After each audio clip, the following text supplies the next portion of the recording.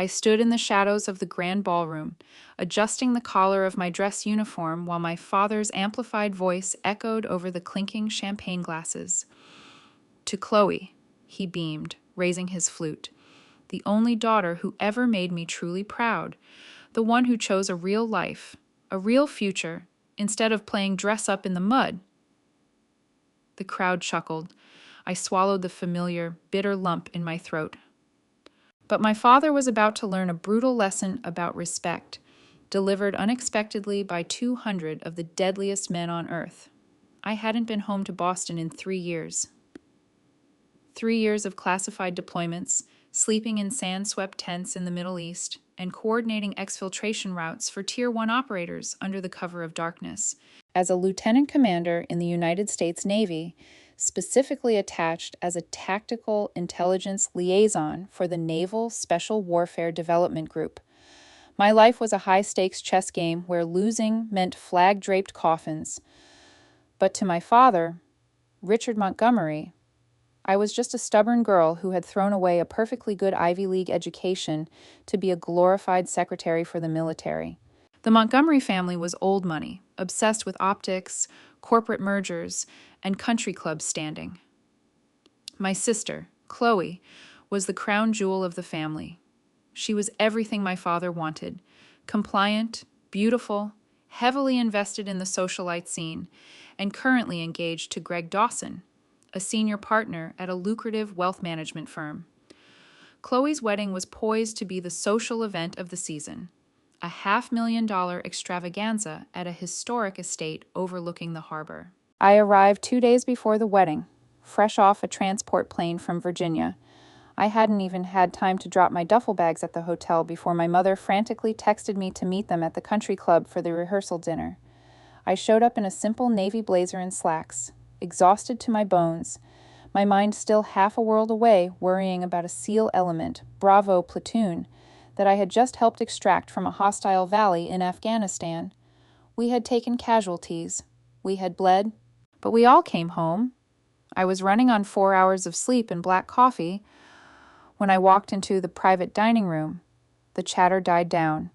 My father, Richard, stood at the head of the table, holding a glass of scotch. He looked me up and down, his eyes snagging on my practical shoes and the utter lack of a designer label on my clothes. "Sarah," he said, his voice dripping with that familiar, condescending chill, "you actually made it. We assumed you'd be too busy filing paperwork in some bunker." A few of his golf buddies chuckled. I forced a tight smile, dropping my bag by a chair. "It's good to see you too. Dad, congratulations. Chloe." Chloe offered me an air kiss, careful not to smudge her makeup.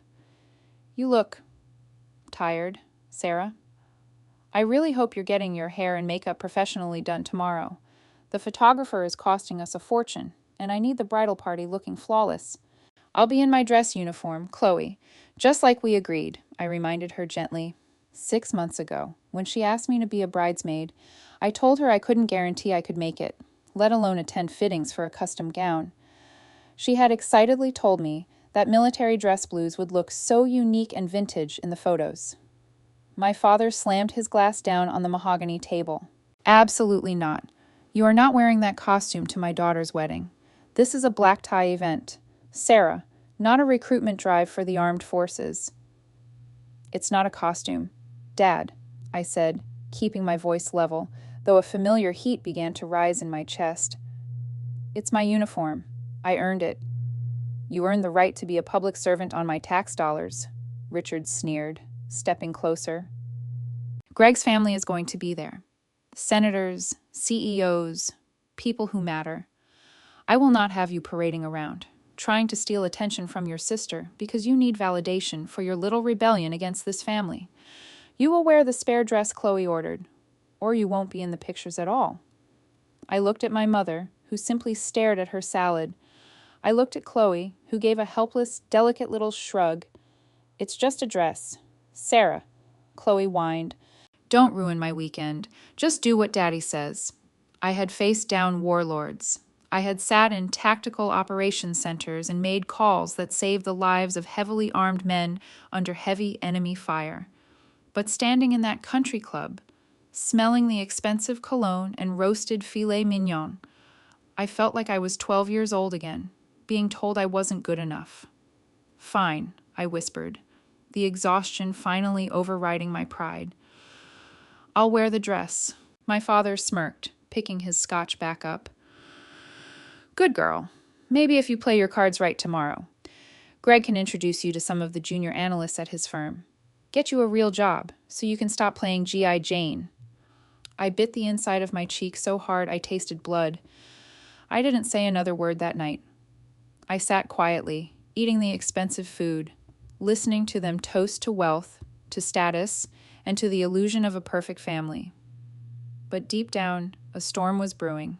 I had a secret I hadn't shared with my family because I knew they wouldn't understand, nor would they care.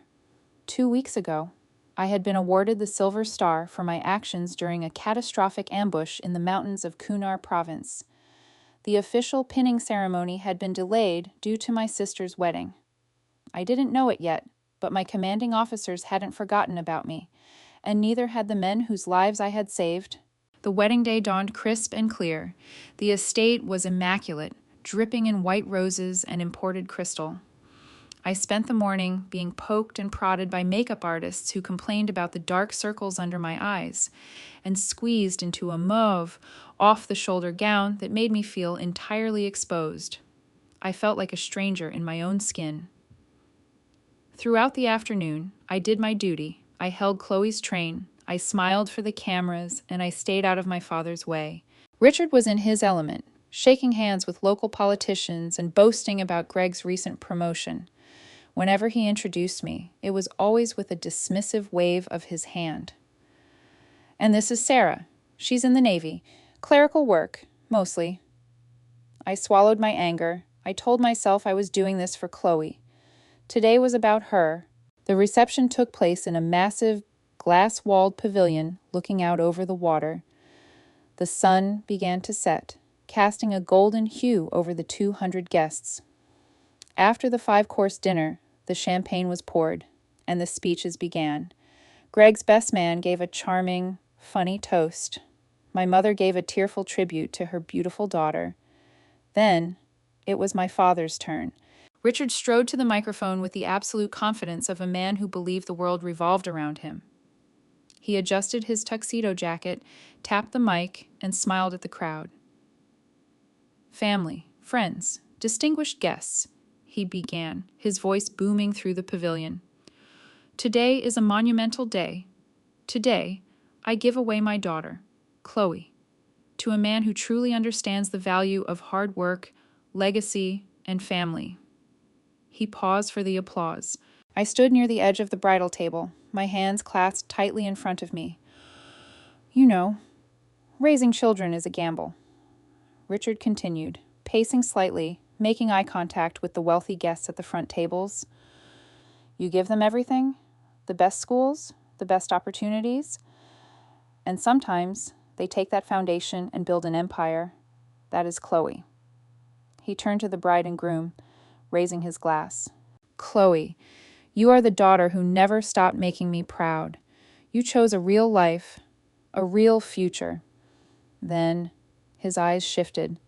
They locked directly onto me, standing in the shadows of the mauve chiffon. The smile left his face, replaced by a look of sheer, theatrical pity. And then you have the wild cards. He sighed heavily into the microphone. The room grew uncomfortably quiet. You have the children who rebel just for the sake of rebelling, the ones who reject their family's legacy to go play dress-up in the mud. Sarah, my oldest. He pointed at me. 200 pairs of eyes shifted in my direction. I felt the blood drain from my face. My heart hammered against my ribs. Sarah decided that the world of finance, the world of building real value, wasn't for her. Richard mocked, his tone dripping with sarcasm. She decided she wanted to be a hero, or, at least, fetch coffee for the heroes. It's a shame, really. All that potential, wasted on a government salary and a misplaced sense of patriotism. But we love her anyway, don't we? A few nervous chuckles rippled through the crowd. Greg's wealthy friends smirked. Chloe looked down at her lap, refusing to meet my eyes. My mother was completely still. He was publicly humiliating me. He was taking the most important day of my sister's life and using it as a weapon to finally, completely crush me in front of his peers. "So," Richard boomed, turning back to Chloe, ignoring the devastation he had just caused. "Let us toast to the daughter who got it right, to Chloe and Greg." "To Chloe and Greg," the crowd echoed. I couldn't breathe. The pavilion walls felt like they were closing in. I turned around and walked out of the side doors, out onto the sprawling manicured lawn, the cool night air hitting my burning cheeks. I ripped the delicate floral pin out of my hair, my hands shaking uncontrollably. I wanted to leave. I wanted to walk down the driveway, call a cab, and never speak to Richard Montgomery again. I was standing by the stone fountain, trying to compose myself, when my phone vibrated in my clutch. It was a secure message from Commander David "Bull" Henderson, the commanding officer of SEAL Team 6's Bravo Echelon. Message: location confirmed. ETA 2 minutes. Stand by. Lieutenant Commander. I stared at the screen, bewildered. ETA? Estimated time of arrival? Here? Before I could process what the message meant, a low, rhythmic thumping sound began to echo from the sky over the harbor. At first, it was just a distant hum, barely audible over the jazz band playing inside the pavilion. But within seconds, the hum grew into a deafening roar. The guests inside the glass walls began to look around in confusion. My father stepped out onto the patio, angrily looking up at the sky. "What is that racket? Who authorized a flyover?" The water in the harbor began to churn. The trees lining the estate whipped violently back and forth, and then, emerging from the darkness of the night sky, 2 massive MH-60 Black Hawk helicopters, painted completely in matte black, descended toward the estate's sprawling back lawn. The guests screamed. Women dropped their champagne glasses. My father stumbled backward, shielding his face from the intense rotor wash. The helicopters didn't land completely. They hovered 3 feet off the manicured grass. The side doors slid open, and out stepped Chief Petty Officer Mark Evans, followed by a dozen men in pristine, immaculate Navy dress whites, their chests covered in ribbons. But they weren't alone. As the Black Hawks peeled away, pulling up into the night, the heavy iron gates at the front of the estate swung open. 5 black, armored SUVs rolled up the driveway, lights flashing. I stood frozen by the fountain as the vehicle doors opened. Dozens of men, the very operators I had guided through the hell of Kunar Province, alongside high-ranking naval brass, stepped out. Over 200 active-duty Navy SEALs and special warfare personnel, all in full ceremonial dress, were marching directly toward the reception pavilion. And at the front of the formation was Admiral James Stanton, the commander of Naval Special Warfare Command. My father's jaw was on the floor. He looked from the admiral to the sea of white uniforms, and then, slowly, to me. The nightmare he had created was over. The reckoning had just begun. The deafening roar of the MH-60 Black Hawks faded into the distance, leaving behind a silence so absolute it felt heavy. The jazz band had abruptly stopped playing, the musicians staring wide-eyed over their brass instruments. The scent of aviation fuel mixed with the delicate fragrance of white roses and expensive perfume. On the sprawling, manicured lawn of the estate, 200 heavily decorated men in pristine navy dress whites formed perfect, unyielding ranks. Their polished shoes caught the ambient light from the pavilion, gleaming like obsidian. They moved with a silent, unified precision that made the wealthy, murmuring crowd of socialites completely freeze. I stood paralyzed by the stone fountain, the cool spray of water hitting the back of my bare shoulders. My mind raced, trying to bridge the gap between the humiliating reality of my father's toast and the surreal sight unfolding before me. Leading the formation was Admiral James Stanton. He was a man composed of granite and iron, a legendary figure within naval special warfare. Flanking him were Commander David Bull Henderson and Chief Petty Officer Mark Evans. They walked past the reflecting pool, their eyes locked straight ahead, completely ignoring the stunned billionaires, CEOs, and local politicians who were shrinking back from the glass walls of the pavilion. My father, Richard, finally snapped out of his shock. His face flushed a deep, furious crimson. He shoved his way through the crowd of terrified guests, his tuxedo jacket flapping open, marching out onto the patio to intercept the Admiral. Excuse me, Richard shouted, waving his arms as if shooing away a flock of pigeons. What is the meaning of this? This is a private event. You are trespassing on a privately rented estate. I don't care what kind of training exercise you think you're running, but you are ruining my daughter's wedding. Admiral Stanton didn't break stride. He didn't even look at my father until he was standing less than 2 feet away. The sheer physical presence of the Admiral, combined with the 200 elite operators standing silently behind him, forced Richard to take a sudden, involuntary step backward. I assure you, Mr. Montgomery, this is no training exercise, Admiral Stanton said. His voice was calm, but it carried the chilling, authoritative edge of a man who commanded the deadliest strike forces on the globe. And we are not here to ruin anything. We are here to rectify an oversight. Now, step aside. I will not step aside, Richard sputtered, though his voice lacked its usual booming confidence. He looked frantically toward Greg's family, clearly desperate to maintain his alpha male facade. Do you know who I am? Do you know who is in that room? Senator Bradley is sitting at table 4. I will have your rank for this. I'm calling the police. Stanton offered a smile that was entirely devoid of warmth. You are welcome to call the police, Richard. But considering Senator Bradley is the chairman of the Armed Services Committee, and he personally signed off on the airspace clearance for my transport, I think you'll find he's quite supportive of our presence. Richard's mouth opened and closed, but no sound came out. He turned slowly, looking through the glass walls. Sure enough, Senator Bradley had stood up from his table and was clapping slowly, a deeply respectful expression on his face. Admiral Stanton bypassed my father entirely and walked straight toward me. The 200 men snapped to attention, the sound of their heels coming together echoing like a single gunshot across the lawn. Lieutenant Commander Montgomery, Stanton said softly as he stopped in front of me. His eyes swept over my cheap, mauve bridesmaid dress, noting the lack of my uniform. I was told you were prohibited from wearing your dress blues tonight. Yes, sir, I whispered, fighting the overwhelming urge to cry.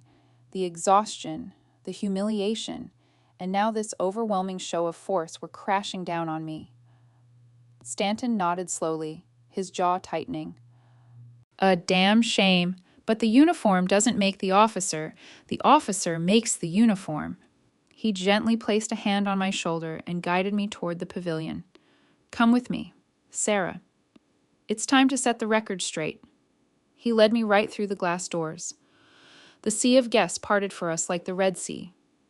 Chloe was clutching Greg's arm, her perfect makeup completely forgotten as she stared at the military brass invading her reception. My mother had a hand pressed over her mouth, tears welling in her eyes. Stanton walked directly to the head table. He picked up the exact microphone my father had used just minutes ago to humiliate me. He tapped it once. Ladies and gentlemen, Stanton's voice boomed through the speakers, carrying an undeniable gravity. My name is Admiral James Stanton, Commander of Naval Special Warfare. I apologize for the dramatic entrance. However, the United States Navy owed a debt that could not wait another day. He looked out at the crowd, his gaze settling on my father, who was slinking back inside, his ego visibly bruised.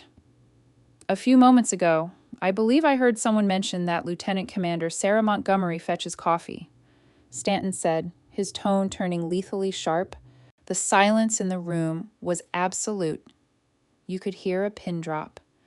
I heard someone claim she plays dress up in the mud, that she wasted her potential on a government salary. I am here to correct that catastrophic ignorance." Stanton turned to look at me, and his expression softened into one of profound, paternal respect. "Sarah didn't want to miss her sister's wedding," the Admiral continued, his voice echoing over the harbor, "because family means something to her. She delayed an official military ceremony in Washington, D.C., just so she could stand in the shadows here tonight. But when her command learned she was being disrespected for her service, we decided to bring Washington to Boston." The crowd murmured. Greg's father, a billionaire CEO who Richard desperately wanted to impress, leaned forward, completely captivated. "So," Stanton declared, signaling to Chief Evans, "if you will all direct your attention to the center of the room, we have some official business to conclude." Chief Petty Officer Mark Evans stepped forward, holding a polished mahogany box and a leather-bound folder. He unlatched the folder, his eyes scanning the incredibly quiet room before resting on me. "Attention to orders," Chief Evans commanded. Outside on the lawn, the 200 SEALs shifted seamlessly into parade rest, their presence a silent, overwhelming testament to the weight of the moment. Inside the pavilion, wealthy socialites, politicians, and corporate titans stood up from their tables out of sheer respect. Even Greg, the groom, stood up, gently pulling Chloe to her feet alongside him. Only my father remained frozen near the edge of the dance floor, looking like a man who had just realized he was standing on a landmine. "The President of the United States takes pleasure in presenting the Silver Star Medal to Lieutenant Commander Sarah Montgomery, United States Navy." Chief Evans read, his voice ringing out with crystal clarity. Gasps rippled through the crowd. The Silver Star, the third highest military combat decoration that can be awarded to a member of the United States Armed Forces. The guests who had chuckled at my father's cruel jokes moments ago were now looking at me with a mixture of shock and profound awe. For conspicuous gallantry and intrepidity in action against the enemy while serving as a tactical intelligence liaison with Naval Special Warfare Development Group in Kunar Province, Evans continued, I closed my eyes, the memory of that night flooding back, the smell of sulfur, the deafening crack of incoming rocket-propelled grenades, the static on the radio as Bravo platoon found themselves pinned down in a rocky gorge, surrounded by over 60 hostile fighters. When her forward operating base came under heavy, coordinated mortar and small arms fire, Evans read, painting the picture for the terrified, insulated civilians in the room. Lieutenant Commander Montgomery refused to evacuate to the reinforced bunker. Instead, she manned a fully exposed communications array for 4 continuous hours. I remembered the shrapnel tearing through the canvas tent. I remembered the blood running down my arm from a deep laceration, ignoring the medic who tried to drag me away because I was the only one who had the exact coordinates of Bravo platoon's hidden position. Despite sustaining a shrapnel wound, she simultaneously directed 3 separate close air support gunships, coordinated continuous suppressive artillery fire, and orchestrated a daring medical evacuation under zero visibility conditions. Her absolute composure under devastating enemy fire directly resulted in the successful extraction of 16 Tier 1 operators, with 0 loss of life. Chief Evans snapped the leather folder shut.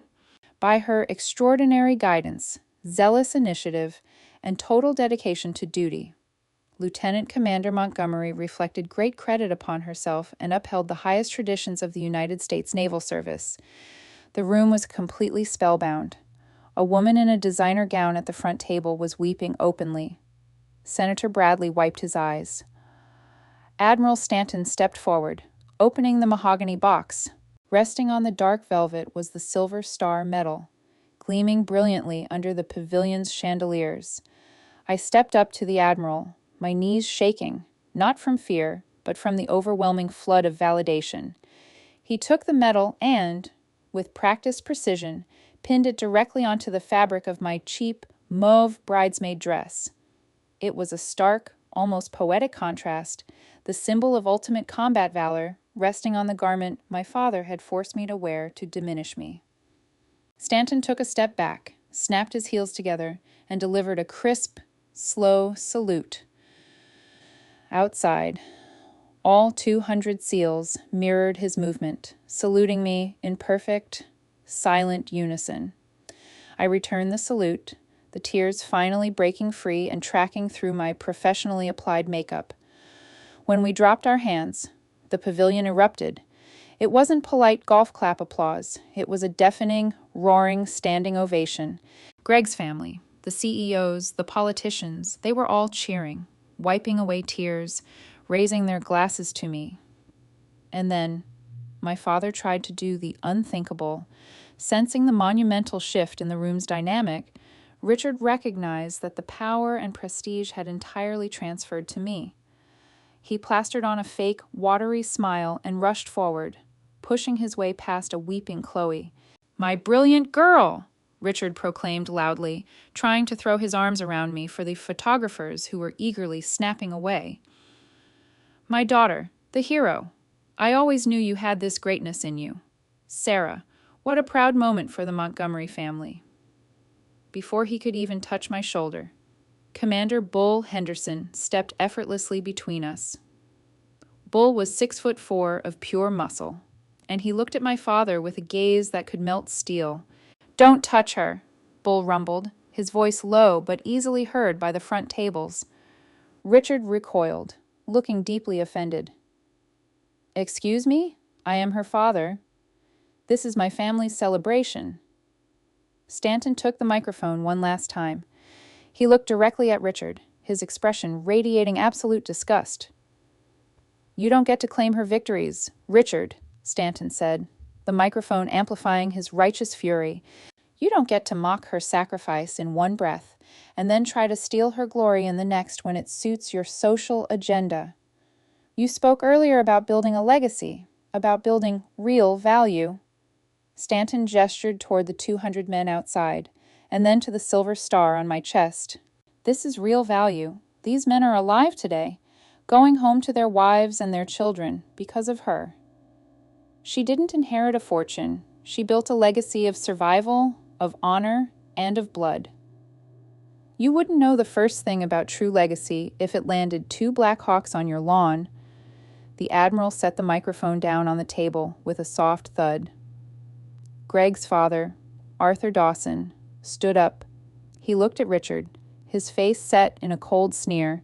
"Richard, I've done business with you for 5 years, but after hearing what you said to this remarkable young woman earlier tonight, I think we are done. I won't have my firm associated with a man who treats a national hero like garbage." My father's face drained of all color. His empire, his social standing, his entire illusion of superiority was crumbling to dust in front of 200 of his most important peers. The karma was immediate, absolute, and utterly devastating. The silence that followed Arthur Dawson's declaration was absolute, broken only by the gentle lapping of the harbor waves against the estate's sea wall. The air in the glass-walled pavilion felt heavy, thick with the sudden, catastrophic destruction of my father's meticulously curated world. Richard Montgomery stood frozen on the polished oak dance floor, his face a horrifying canvas of shock, rage, and profound humiliation. For a man who measured his worth entirely by his net worth and the exclusivity of his social circle, Arthur's public severing of their business ties was a death sentence. "Arthur, please," Richard stammered, the booming, confident baritone he had used to mock me just an hour ago reduced to a desperate, pathetic wheeze. "Let's not be hasty. This is a wedding. Emotions are running high. We have millions tied up in the upcoming merger. You can't possibly mean to throw that away over a misunderstanding." Arthur, a self-made billionaire who had built his empire from the ground up, adjusted his tuxedo jacket with icy precision. He didn't raise his voice, but the contempt in his eyes was blinding. "There is no misunderstanding, Richard. I watched you deliberately try to crush the spirit of a decorated combat veteran, your own flesh and blood, for a cheap laugh. I judge a man by how he treats those he holds power over. You have shown me exactly who you are. The merger is dead. My lawyers will contact yours on Monday. Panic, raw and unfiltered, seized my father's features, like a cornered animal. He instantly looked for someone else to blame. His manic eyes darted past the imposing wall of Navy operators and locked onto me. "Look what you did," Richard hissed, taking a sudden, aggressive step toward me, only to freeze as Commander Bull Henderson immediately shifted his immense weight, blocking the path. Richard pointed a trembling finger around Bull's massive shoulder. "Are you happy now, Sarah? You brought your little military circus here to ruin your sister's perfect day. You destroyed my business just to get back at me." Before I could even open my mouth to respond, a rustle of heavy silk and tulle echoed across the room. "Stop it! Dad!" The voice was shaking, but it cut through the tension like a knife. It was Chloe.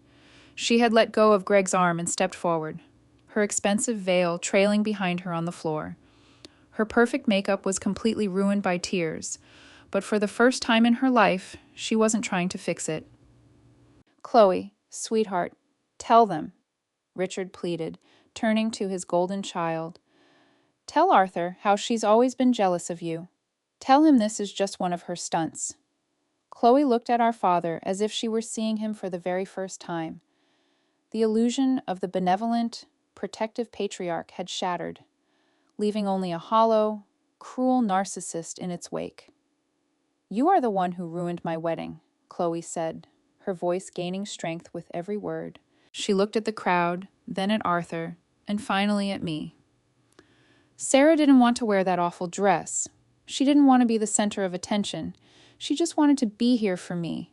And you. You used my reception to tear her down." "I was making a joke," Richard shouted, his face turning purple. "I provided everything for this family. I paid for this entire event. And you think that buys you the right to be a monster?" This time, it was my mother, Margaret. She stood up from her chair at the head table. My mother, who had spent 30 years quietly looking down at her salad, smoothing over Richard's tantrums, and living in the shadow of his ego. She walked over and stood next to Chloe, placing a trembling hand on the bride's shoulder. "Arthur is right. Richard, you are a fool, and I am done making excuses for you." The entire pavilion erupted in shocked whispers. The Montgomery family, the picture of Boston's elite perfection, was imploding in real time. I looked at my father, standing utterly alone in the center of the room. The anger that had burned inside me for years simply evaporated, replaced by a profound, heavy pity. I didn't hate him anymore. I just felt incredibly sorry for him. "You don't get it, Dad," I said quietly, stepping around Bull Henderson. The room fell silent again, hanging on my every word.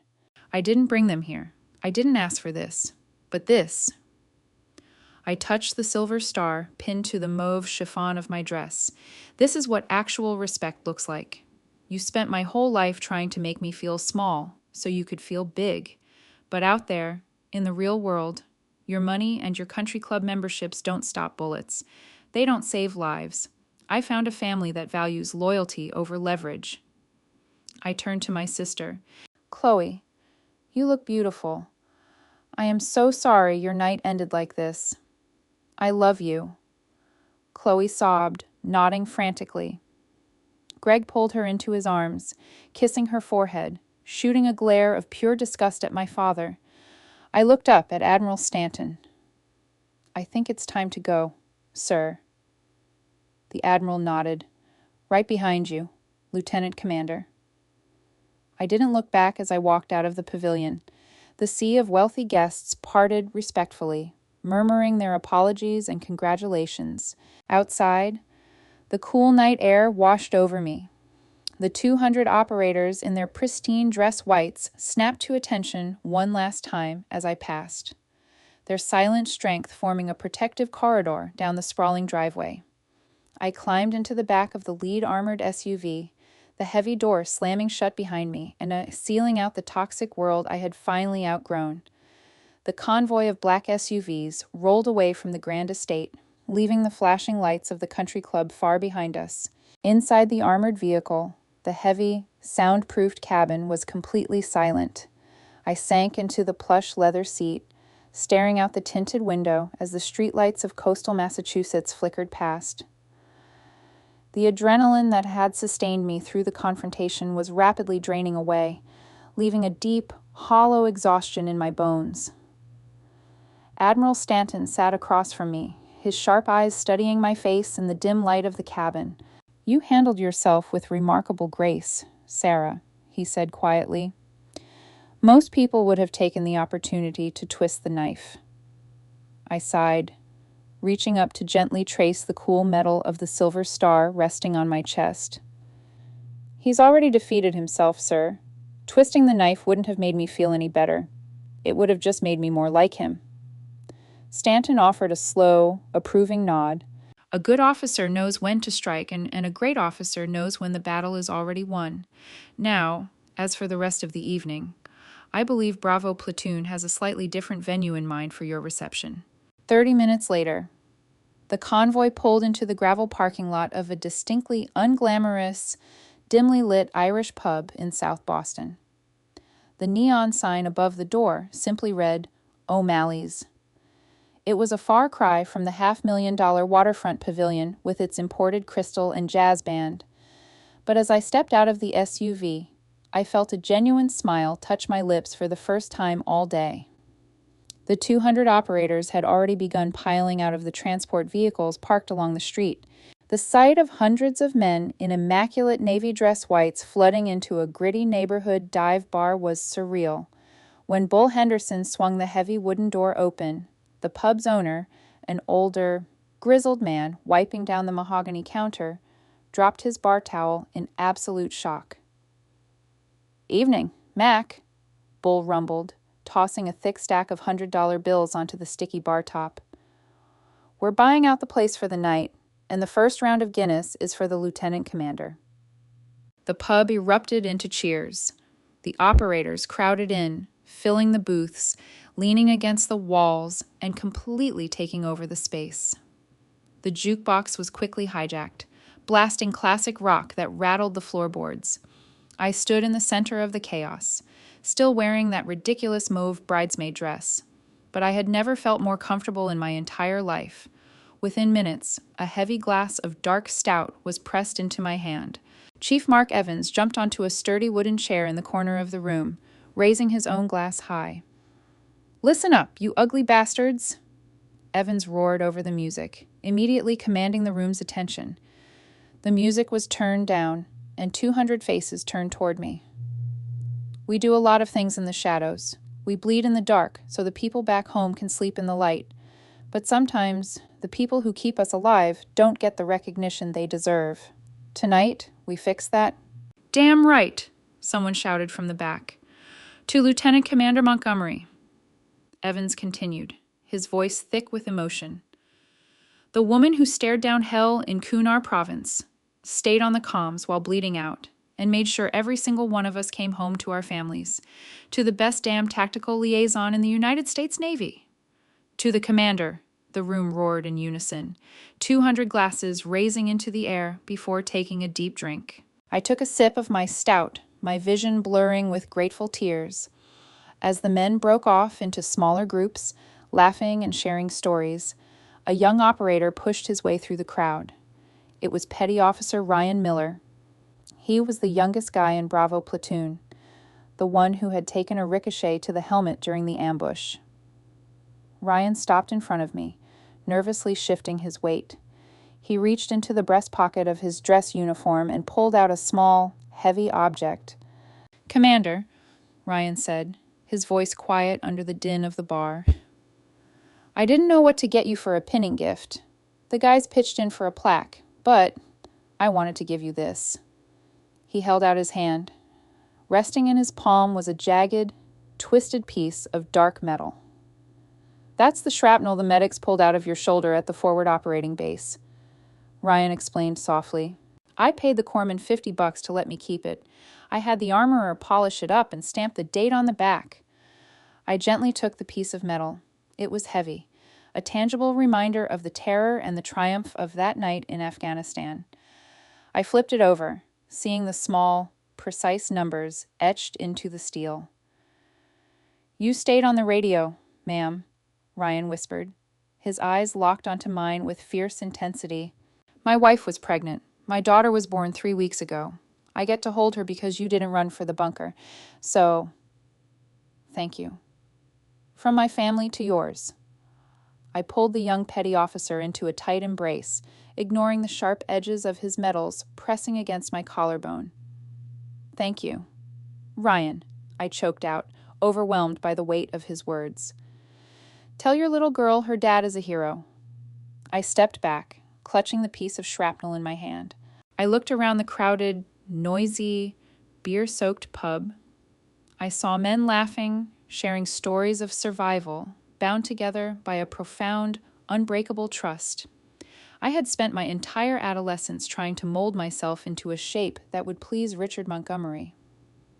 I had sought his approval, his validation, his love, only to be met with constant mockery and conditional affection. But standing here, in a gritty Boston dive bar, surrounded by the deadliest, most loyal men on the planet, I finally understood the truth. Family isn't always blood. It's not determined by stock portfolios, country club memberships, or the illusion of high society perfection. Family is the people who stand with you in the fire. And as the night wore on, fueled by cheap beer and deep camaraderie, I knew my life was about to change drastically. My father's empire was burning to the ground, and the ashes were bound to attract attention.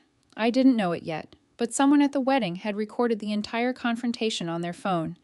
By the time the sun came up over the Atlantic Ocean, the video of the Navy SEALs invading the billionaire's reception to honor the daughter he discarded was going to hit the internet. The war with my father was far from over. In fact, it had just gone global. The morning sun filtered through the heavy blackout curtains of my modest downtown hotel room, casting a harsh, unyielding light across the rumpled bedsheets. My head throbbed with a dull, rhythmic ache, a souvenir from the countless pints of stout consumed at O'Malley's the night before.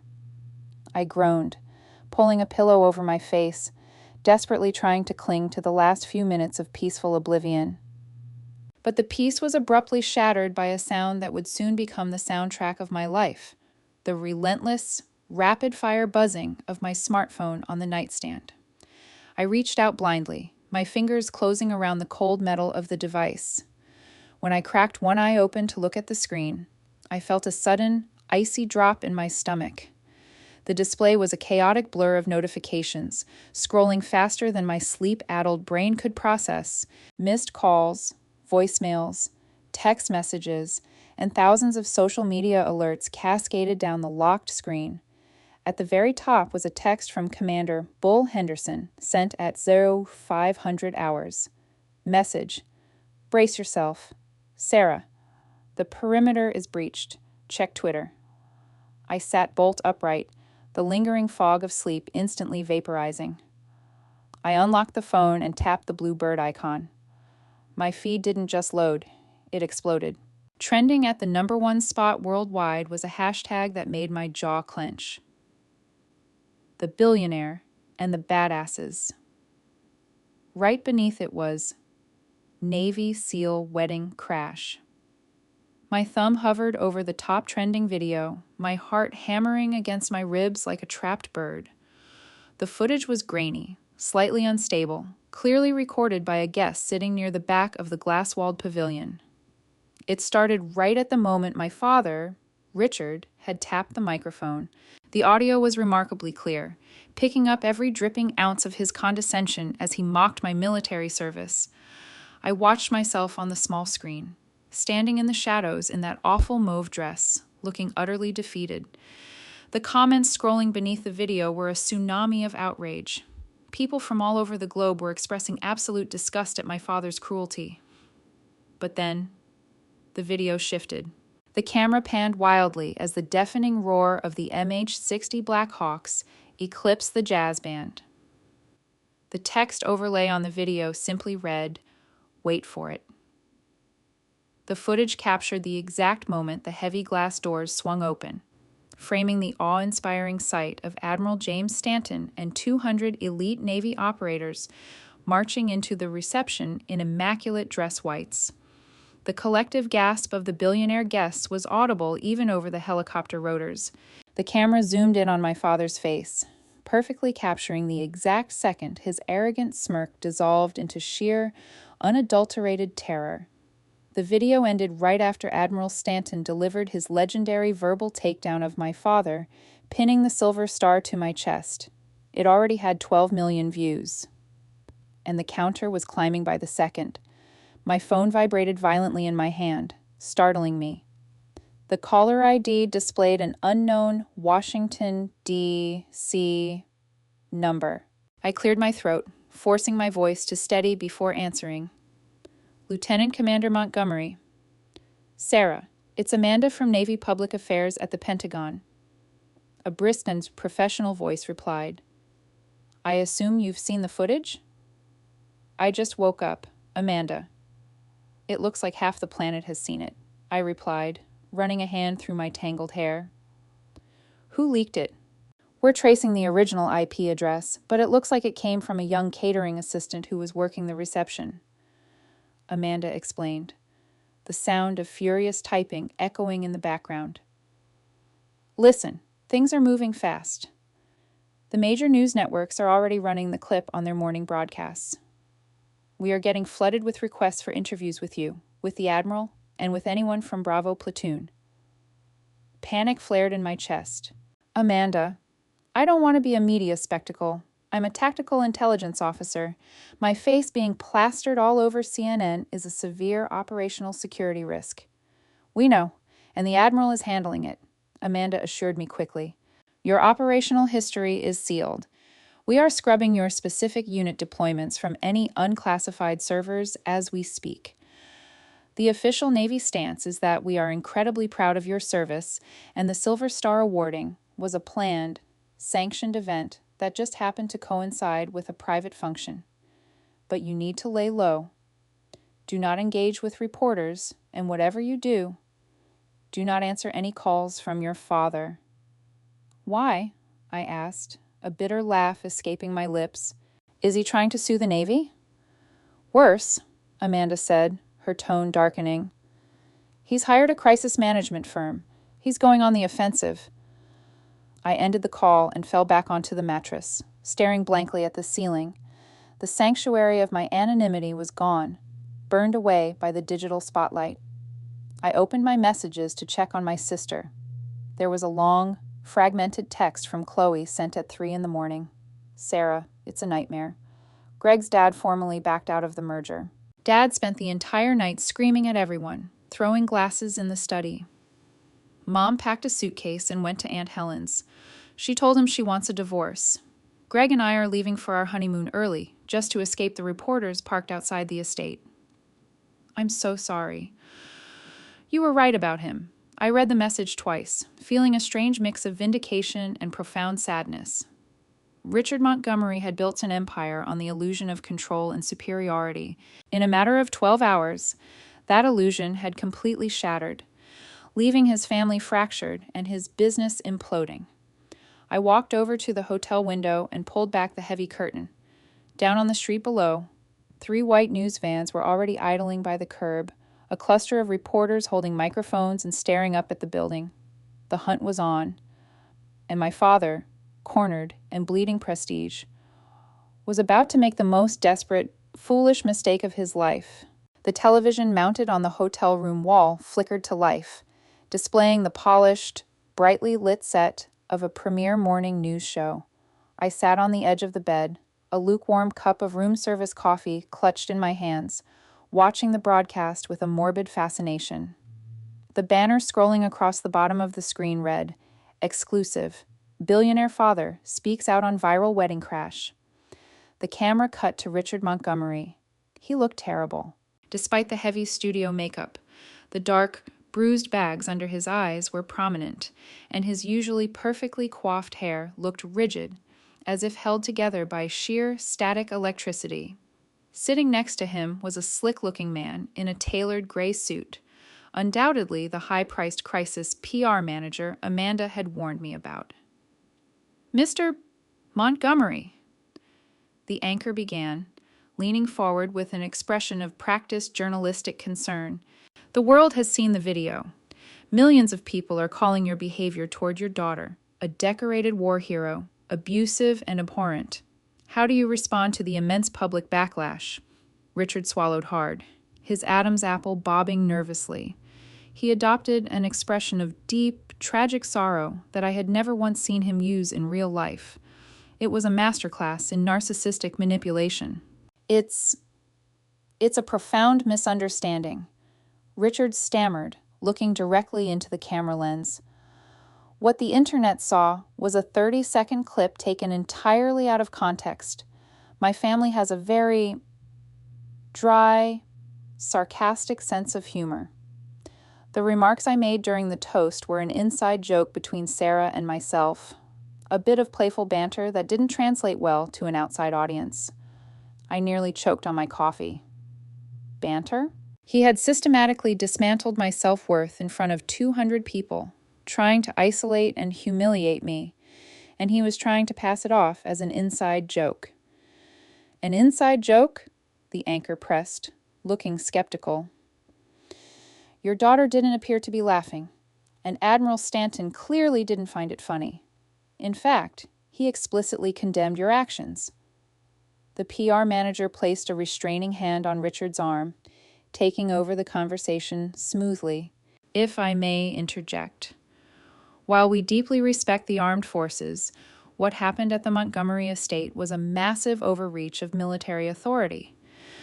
To deploy Black Hawk helicopters and 200 armed personnel to a private, civilian gathering without a warrant is a gross violation of privacy. Mr. Montgomery is currently exploring his legal options regarding the trespassing and the severe emotional distress caused to his guests. My phone buzzed loudly, vibrating against the mattress. It was Bull Henderson. Tell me you are watching this garbage. Bull growled the second I answered. I'm watching it, I said, my voice eerily calm. The sheer audacity of my father's lies had pushed me past anger into a state of cold, calculating clarity. The boys in Bravo are ready to riot, Bull warned, the sound of heavy equipment moving in the background. Evans is currently trying to figure out if it's legally permissible to drop a smoke grenade down your dad's chimney. Give me the word, Sarah, and I'll go to the networks myself. I'll tell them exactly what kind of banter he was throwing around. Stand down. Bull, I replied firmly. Let him dig his own grave. The more he talks, the worse it gets. He's trying to control the narrative, but he doesn't realize he's lost the high ground. And I was right. Richard's television appearance didn't put out the fire. It poured gasoline on it. By noon, the internet had dissected his interview frame by frame. Body language experts tore apart his fake sorrow, but the final nail in the coffin came precisely at 1300 hours. Senator Bradley, the chairman of the Armed Services Committee, who had been a guest at the wedding, released an official statement via his congressional press office. I was present at the Montgomery reception. I witnessed firsthand the cruel, unprovoked disparagement of Lieutenant Commander Sarah Montgomery by her father. There was no joke. There was only the bullying of an American hero. I fully authorized the airspace clearance for Admiral Stanton's transport, and I stand by the United States Navy's decision to honor a combat veteran when her own family refused to do so. Furthermore, I have advised my colleagues in the Senate to review any current or pending government contracts associated with Montgomery Holdings. The statement was a financial execution. Within an hour, Montgomery Holdings stock plummeted. Investors panicked, pulling their capital in a desperate bid to distance themselves from a man who had essentially declared war on a beloved military hero and drawn the ire of a powerful senator. At 1500 hours, a heavy, urgent knock rattled the door of my hotel room. I approached cautiously, checking the peephole. Standing in the hallway, looking completely unhinged and desperate, was my father. He had somehow bypassed the media circus outside and slipped past the hotel security. His tie was undone, his expensive suit jacket wrinkled. I opened the door, but left the heavy chain engaged. What do you want? Richard? Let me in, Sarah, he he hissed, glancing nervously up and down the empty hallway. We need to fix this. Right now. There is no we, I stated coldly, looking through the narrow gap. And there is nothing to fix. You did this to yourself. You have to release a statement, he pleaded, his voice cracking, shedding the last remnants of his pride. Tell them it was a misunderstanding. Tell them we are a loving family. Arthur Dawson froze my assets. The senator is trying to audit my firm. My life's work is evaporating because of some stupid internet video. You owe me this. Sarah, I raised you. I stared at the man who had tormented my childhood, who had mocked my sacrifices, who had tried to extinguish my light so his could shine brighter. He wasn't a towering, frightening patriarch anymore. He was just a small, pathetic man, terrified of losing his money. I don't owe you anything, I said softly, the absolute finality in my voice making him flinch. You told me I needed to build real value in this world. Well, Dad, the market has spoken, and your stock is worthless.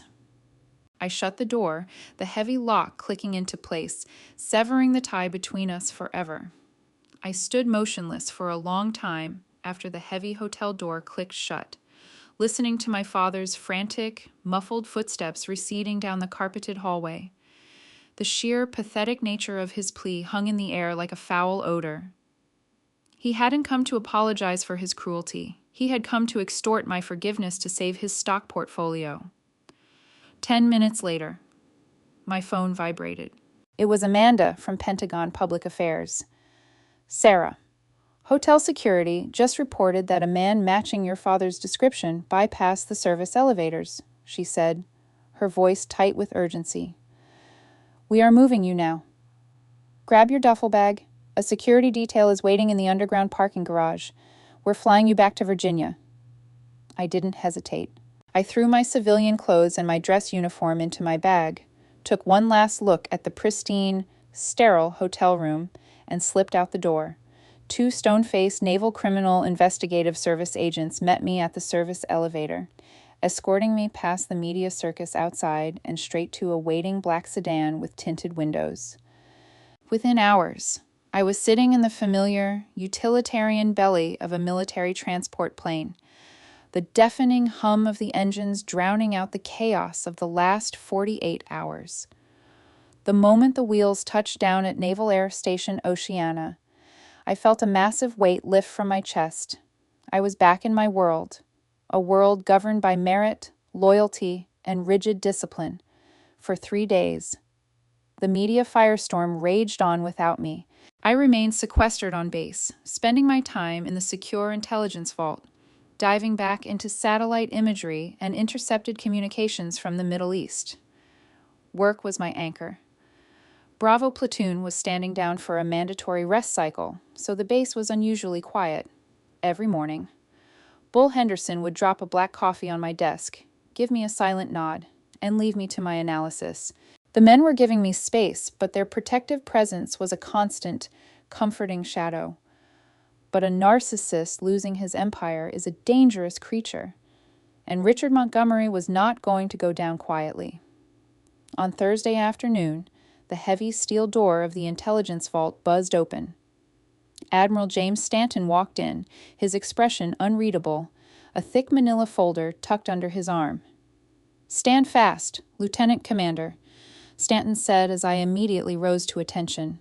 He gestured for me to sit and pulled up a metal chair opposite my desk. He tossed the folder onto the table. It landed with a heavy, ominous thud. "What is this, sir?" I asked, eyeing the file. "Your father's last, desperate roll of the dice," Stanton replied, his voice laced with absolute contempt, since his public relations campaign failed, and his business partners are abandoning him like rats on a sinking ship. He has decided to take the legal route. He retained a high-profile, incredibly aggressive civilian litigator named Maxwell DuPont. I frowned, a cold knot forming in my stomach. Litigator? He can't sue the Navy for crashing a party. Sir, Senator Bradley authorized the airspace. He isn't suing over the airspace, Stanton said, leaning forward, resting his forearms on his knees. He is filing a formal congressional complaint with the Inspector General. He is alleging that the rescue operation in Kunar Province was a catastrophic failure due to your incompetence.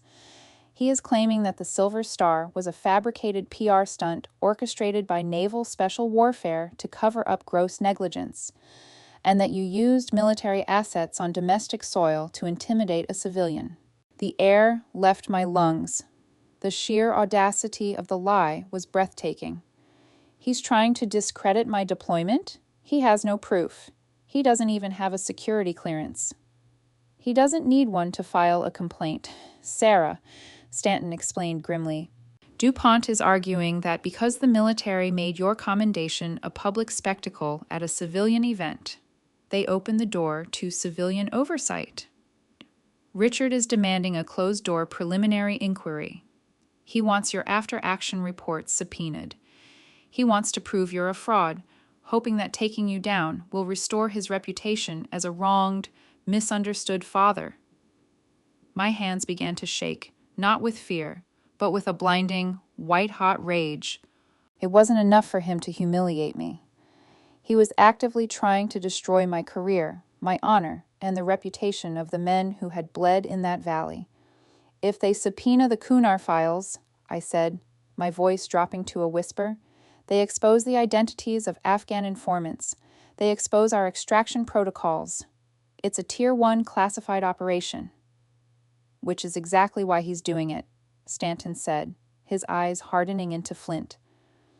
He thinks the Department of Defense will quietly strip you of the medal and force you into an administrative discharge to avoid a protracted legal battle over classified documents. It's a game of corporate chicken, brought into the military arena. I looked at the Admiral, the exhaustion of my entire life suddenly catching up with me. I won't let him drag Bravo Platoon through the mud to save his ego. Sir, what are our orders? Stanton stood up, a slow, predatory smile spreading across his face. It was the same smile he wore before authorizing a nighttime raid. Our orders, Sarah, are to attend the inquiry tomorrow morning at the Pentagon. Stanton said softly. Your father thinks he's walking into a boardroom negotiation. He thinks his wealth and his expensive lawyer still give him leverage. We are going to show him what happens when a civilian tries to play God in a room full of dragons. Pack your dress blues. We're going to Washington. The Sensitive Compartmented Information Facility, or SIF, deep within the Pentagon was the exact opposite of the luxurious venues my father was accustomed to. There were no windows, no mahogany tables, and no waitstaff. The room was a sterile, soundproof box encased in steel and copper shielding to prevent electronic eavesdropping. The hum of the industrial air conditioning was the only sound. I sat rigidly at the polished aluminum table, wearing my dress blues, the Silver Star gleaming on my chest. Flanking me were Admiral Stanton and Commander Bull Henderson. Across the table sat my father, Richard, and his lawyer, Maxwell DuPont. Richard looked completely out of his element. He was sweating profusely in his expensive suit, his eyes darting nervously around the windowless room. The sheer, suffocating gravity of the Pentagon was finally starting to crush his delusions of grandeur. At the head of the table sat the Department of Defense Inspector General, a terrifyingly stern man named Harrison Cole. Beside him sat a woman in a sharp black suit, Director Madeline Cross of the Defense Intelligence Agency. Let's get this over with, Inspector General Cole barked, not bothering with pleasantries. He adjusted his glasses and glared at DuPont. Mr.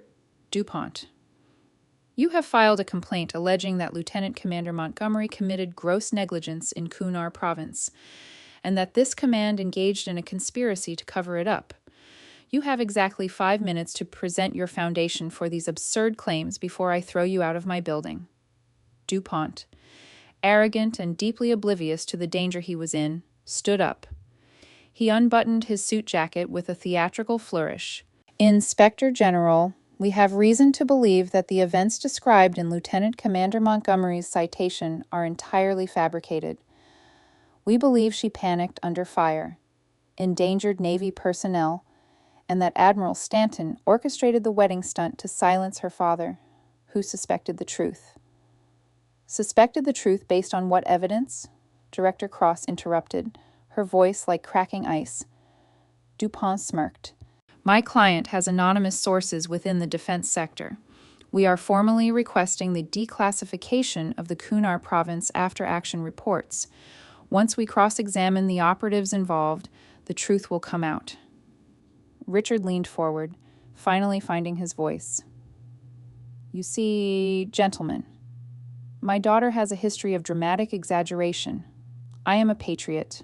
I just want to ensure the integrity of the armed forces isn't being compromised by a young woman desperate for attention. Bull Henderson shifted in his chair. The wood groaned under his massive frame. I could see the veins bulging in his thick neck. Stanton placed a calm hand on Bull's forearm, keeping the commander seated. Inspector General Cole looked at Director Cross. They shared a brief, almost pitying glance. Mr. Dupont, Cole said slowly, resting his hands on the table. You seem to misunderstand where you are. This is not civil court. You do not have discovery rights. The operation in Kunar province is classified top secret char sensitive compartmented information. You don't have the clearance to know what continent Bravo platoon was on, let alone demand their combat logs. Then we will take this to the press, Richard snapped, his temper flaring, forgetting where he was. I will go on every network and tell them the Pentagon is hiding a cover-up. I will ruin her. The room went dead silent. Director Cross slowly stood up. She picked up a slim, red folder from the table and walked around to my father's side. She dropped it in front of him. You won't be going on any networks. Mr. Montgomery, Cross said, her voice echoing in the small room. Because you are currently the subject of an active federal counterintelligence investigation. Richard's face went paper white. What? Did you really think, Cross continued, leaning over him like a hawk over a field mouse, that you could reach out to your anonymous sources in the defense sector without tripping our alarms? Did you think you could offer $500,000 to a Pentagon logistics clerk in exchange for classified combat reports without the FBI listening to every single word? Dupont's jaw dropped. He looked at his client in absolute horror. Richard, you tried to bribe a federal employee for classified documents? You told me you had whistleblowers? I was just trying to find the truth, Richard stammered, shrinking back into his chair, the sweat pouring down his face. You committed a felony violation of the Espionage Act, Cole stated plainly. You attempted to bribe a military official to illegally acquire Tier 1 classified intelligence to settle a family dispute. You are a threat to national security. Cole pressed a button under his desk. The heavy steel door of the SIF hissed open. 4 armed federal agents in tactical gear stepped into the room. Mr. Dupont, your complaint is dismissed with extreme prejudice, Cole said, picking up his pen and going back to his paperwork. Mr. Montgomery, you are under arrest for attempted espionage, bribery of a federal official, and conspiracy to extort the United States government. Take him away. Wait! No! Richard shrieked, his voice cracking into a high, pathetic wail as the agents grabbed his arms, hauling him out of his chair. He looked at me, his eyes wide with absolute, primal terror. Sarah, tell them I'm your father. You can't let them do this. Sarah, please. I sat perfectly still, my hands folded neatly in my lap. I looked at the man who had tormented me, mocked me, and tried to destroy the people I loved. I felt nothing but a cold, heavy closure. You told me I needed to build a real future. Dad, I said quietly, my voice slicing through his panicked screams. I guess you finally built yours. The agents dragged him out the door. The heavy steel shut behind him, cutting off his desperate cries, plunging the SIF back into total, peaceful silence. I looked at Admiral Stanton. He gave me a single, respectful nod. The war was over, and for the first time in my entire life, I was completely, truly free. Walking out of the Pentagon that afternoon felt like stepping onto a different planet. The oppressive, manufactured air of the SIF gave way to the thick, humid heat of a late Virginia summer. I stood on the concrete steps, the roar of the highway in the distance, and just breathed. The heavy knot of tension that had lived at the base of my neck for the better part of a decade was gone. The monster in my closet had been dragged into the light, and he was nothing more than a desperate, cowardly man in a tailored suit. Admiral Stanton walked beside me, his hands clasped behind his back. He didn't offer a celebratory smile, nor did he offer pity. He just offered the quiet, solid presence of a commander who had seen a difficult mission through to the end. "Take a 72-hour pass, Sarah," Stanton said, looking out over the sprawling parking lot. "The media is going to pivot from the wedding crash to the federal indictment within the hour. It is going to be a bloodbath on the news networks. You need to get your mother and sister ahead of the blast radius." "Yes, sir," I replied, snapping a sharp salute. "And thank you for everything." Stanton returned the salute. "Go take care of your family, Lieutenant Commander." I climbed into my waiting sedan and immediately pulled out my phone.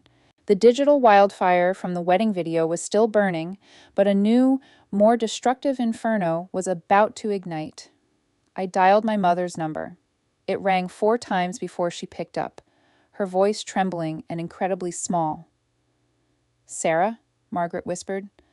"Mom, where are you?" I asked, keeping my voice level, shifting back into the tactical, problem-solving mindset that had kept me alive in combat. "I'm at Aunt Nancy's house in Connecticut," she said, her breath hitching.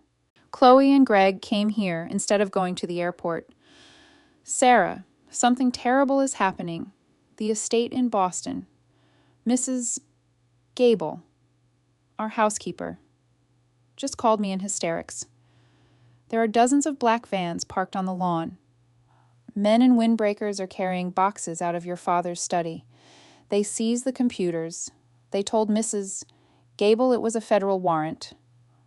"Mom, listen to me very carefully," I said, the gravity of the situation sinking in. "Dad has been arrested. He is in federal custody, and he is not getting out anytime soon. The men at the house are the FBI." A sharp gasp echoed through the receiver, followed by the sound of Chloe crying in the background. "Arrested? Sarah, what did he do? Did he try to hurt you?" "He tried to bribe a federal official to get classified military documents to use against me," I explained, bracing for her disbelief. But instead of denial, I heard a chilling, hollow silence on the other end of the line. "Mom?" I prompted. "I knew it," Margaret breathed, her voice suddenly void of all emotion. "I knew the money was a lie." 3 hours later, I pulled my rental car into the gravel driveway of my Aunt Nancy's modest, 2-story colonial home in suburban Connecticut. The stark contrast between this quiet, middle-class neighborhood and the sprawling, $500,000 wedding venue was jarring. I walked up the steps, still wearing my navy dress blues, the silver star, a heavy reminder of everything that had transpired. Chloe opened the door before I could even knock. She looked completely shattered. Her designer clothes were rumpled, her hair tied back in a messy knot, her eyes red and swollen. She threw her arms around my neck, burying her face in my shoulder. I held my sister tightly, feeling the delicate, brittle framework of her perfectly curated life crumbling to dust. In the living room, Greg was pacing the floor, looking sick to his stomach, while my mother sat perfectly still on the floral sofa, staring blankly at a cup of tea. Sitting across from her in a stiff armchair was a man I didn't expect to see. Special Agent Christopher Lawson of the FBI's White-Collar Crime Division. He looked up as I entered, flashing a badge. "Lieutenant Commander Montgomery," Agent Lawson said respectfully, standing up. "Director Cross from the DIA informed me you were on your way. I thought it best to brief your family in person before the evening news broke the story." "What's going on, Agent Lawson?" I asked, taking a seat next to my mother, wrapping a protective arm around her shoulders. I know my father was arrested for attempted espionage, but an immediate raid on the estate? That implies a much larger investigation. Lawson sighed, pulling a thick notebook from his jacket. Your father's attempt to buy military secrets was just the catalyst. Sarah, when we pulled his digital footprint to trace the attempted wire transfer for the bribe, we unspooled a thread that unraveled his entire life. Richard Montgomery is entirely broke. He has been for years. Greg stopped pacing, his jaw dropping. Broke? That's impossible. Montgomery Holdings reported record profits last quarter. My father's firm audited them before agreeing to the merger. Your father's firm audited cooked books. Greg, Lawson corrected grimly. Richard was running a highly sophisticated Ponzi scheme. He was using the capital from new investors to pay off the dividends of the old ones, all while funneling millions into his personal accounts to maintain his lifestyle. The wedding, the estate, the cars. It was all financed by fraudulent loans and stolen investor capital. My mother closed her eyes, a single tear rolling down her cheek. The merger with Arthur Dawson was his lifeline. Lawson nodded. If the Dawson merger had gone through, Richard would have had access to enough liquid capital to cover his tracks and pay back the missing millions. But when Arthur Dawson walked away at the wedding reception, the entire house of cards collapsed. I felt a cold chill wash over me. The horrific toast at the wedding, the absolute desperation in his eyes when Arthur backed out. My father hadn't just been angry because I embarrassed him. He had been staring down the barrel of a federal prison sentence. He was desperate, I whispered, piecing the puzzle together. He knew the SEC would audit him the second Arthur pulled out. He needed a distraction. He needed to prove that his downfall was a conspiracy, an unjust attack by a vengeful daughter and a corrupt military to buy himself time to flee the country. Exactly, Lawson said, his face hardening into a serious mask. But it gets worse. Commander, when people run out of legitimate banks to defraud, they turn to less savory lenders. We found encrypted ledgers on his personal server. Richard didn't just owe money to wealthy Boston socialites. He owes over $40 million to an international syndicate operating out of Eastern Europe, and those people do not care about SEC regulations or federal indictments. They only care about getting their money back. The room went completely silent. Chloe let out a terrified whimper. My father, the arrogant, untouchable billionaire, had sold our family's safety to monsters to protect his ego, and now the monsters were going to come collecting. The revelation hung in Aunt Nancy's living room like a live grenade. The scent of chamomile tea and old books suddenly felt suffocating. I looked at Chloe, who was gripping Greg's hand so tightly her knuckles were white, and then at my mother, who looked as though she was physically shrinking into the upholstery. Agent Lawson, I said, my voice dropping into the cold, authoritative register I used in the Tactical Operations Center. Define international syndicate. Are we talking organized crime or state-sponsored actors? Lawson grimaced, clearly uncomfortable discussing this level of operational intelligence in a civilian living room, but the circumstances demanded transparency. A mix of both. The lender Richard contracted with goes by a front company called the Veals Group. On paper, they are a venture capital firm based in Cyprus. In reality, intelligence suggests they are a money laundering apparatus for Eastern European oligarchs with deep ties to rogue intelligence factions. They don't send collection agencies, Commander.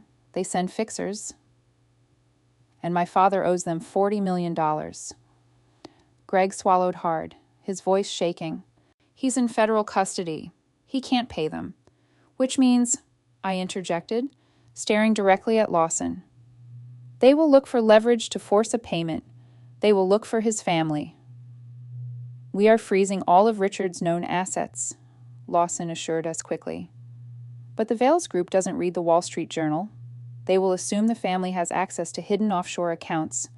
We want to place your mother and sister into protective custody immediately. No, my mother said abruptly. It was the loudest, firmest word she had spoken in 20 years. Everyone looked at her in shock. Margaret sat up straight, wiping the tears from her face, her jaw set with an unfamiliar, fierce determination. I am not going to hide in some bleak federal motel room because my husband is a criminal. I am not running anymore.